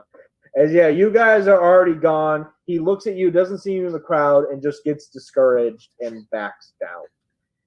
As you guys rejoin with the casters, they say, "Oh, you have done great. We have already heard the rumors and widespread laughter of our arrival. Thank you. Leave your weapons and armor with us, and we will bestow to them the enchantments we promised. You can pick them up first thing in the morning." Anybody else feel kind of bad for that guy? Yeah, but fuck him. Free He enchantment. just ruined that guy's life. Yeah. And I got some dope shit. No, he's got 6 brothers. They'll fall. And he didn't land finish on the his story. feet. It looks like we still got a few minutes here before we wrap things up. Let's jump over Tommy and Snod. You guys enter the Hearth, the local tavern at Candorkeep. Obviously, the description I said before still stands. You see Ilya already like 12 drinks in at the bar with some large blue-skinned ogre that she's befriending. What would you two like to do? Hey, Snod. Looks like this bar's calling your name. Look how yoked that purple guy is. Yo. That big man's looking like he might get taken down a peg or two today, huh? Yeah. Yeah, I know what you're saying.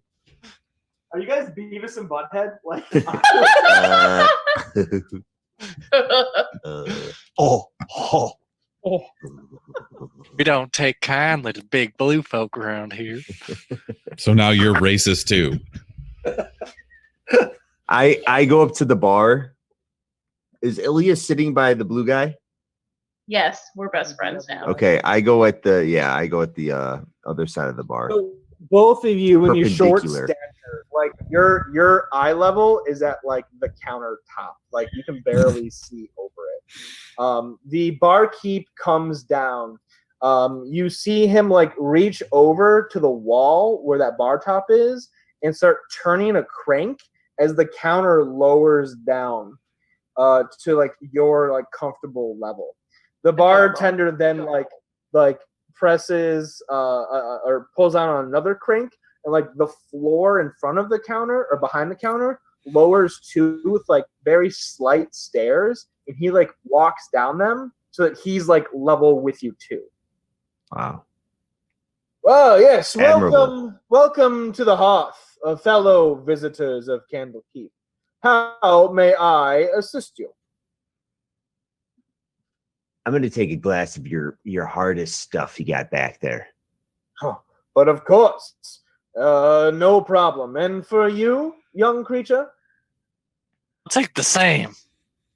2 coming up. What And are you he pouring us? Put them on the counter, and they just fill themselves up. While he has his back turned, can I put an egg on the counter? Make a sleight of hand check. Pretty good, actually. 22. Yeah, as he turns back around, he says, "Oh, I don't remember leaving any appetizers out. Is that your egg?" No, but it's excellent. Very good. Well, you're welcome to it if you so choose. And No, you can take it back. We're not trying to egg you on or anything, but you can take that if you want. God damn it. What have I done? I'm so upset right now. Tripod, we're gonna switch over to you. I want to go to the bar and see how this plays out. Wait. Wait a minute. Wait, Snod, just in case some shit goes down here in the bar, did you check where the exits are? Shut the fuck up. I give him a high five. And I think with that will be a pretty healthy place to exit out of this. Boo. Oh. Oh, I hope you guys are happy with your shelves. It's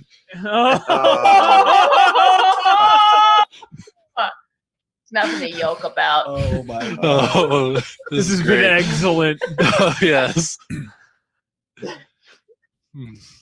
All right. Mark, son of a bitch, take us away. All right, peeps. Viewers out there that joined us for episode 8 of our 9. D&D. Is it 9? 9. Yep. Shit, because I just YouTube. Well, episode 8 is up on YouTube if you guys want to check that out. That's why I was thinking of it. I just loaded that today. So if you're a little bit behind, we have all episodes 1 through 8 available right now on YouTube. They're available obviously on the Twitch channel as well. But we will see you guys next week for episode 10 when we dive deep into the depths of hell in Avernus. And also a big shout out to our dungeon master Joe at Pull the Lever DM. Check him out for his services. He's the best. The best there is, obviously. Elise, do you have something to say? Are we playing next week? Because Joe and I are moving. Yeah. Yeah, I think A question. as long as the internet gets set up on schedule, we should be good. So. We are flexible. We'll figure it out. Maybe playing next week. Yeah, we'll see. Okay. Yeah. I'm hopeful. I'm hopeful. All right. Thanks for tuning in, everybody. Have a good night. Later. Bye.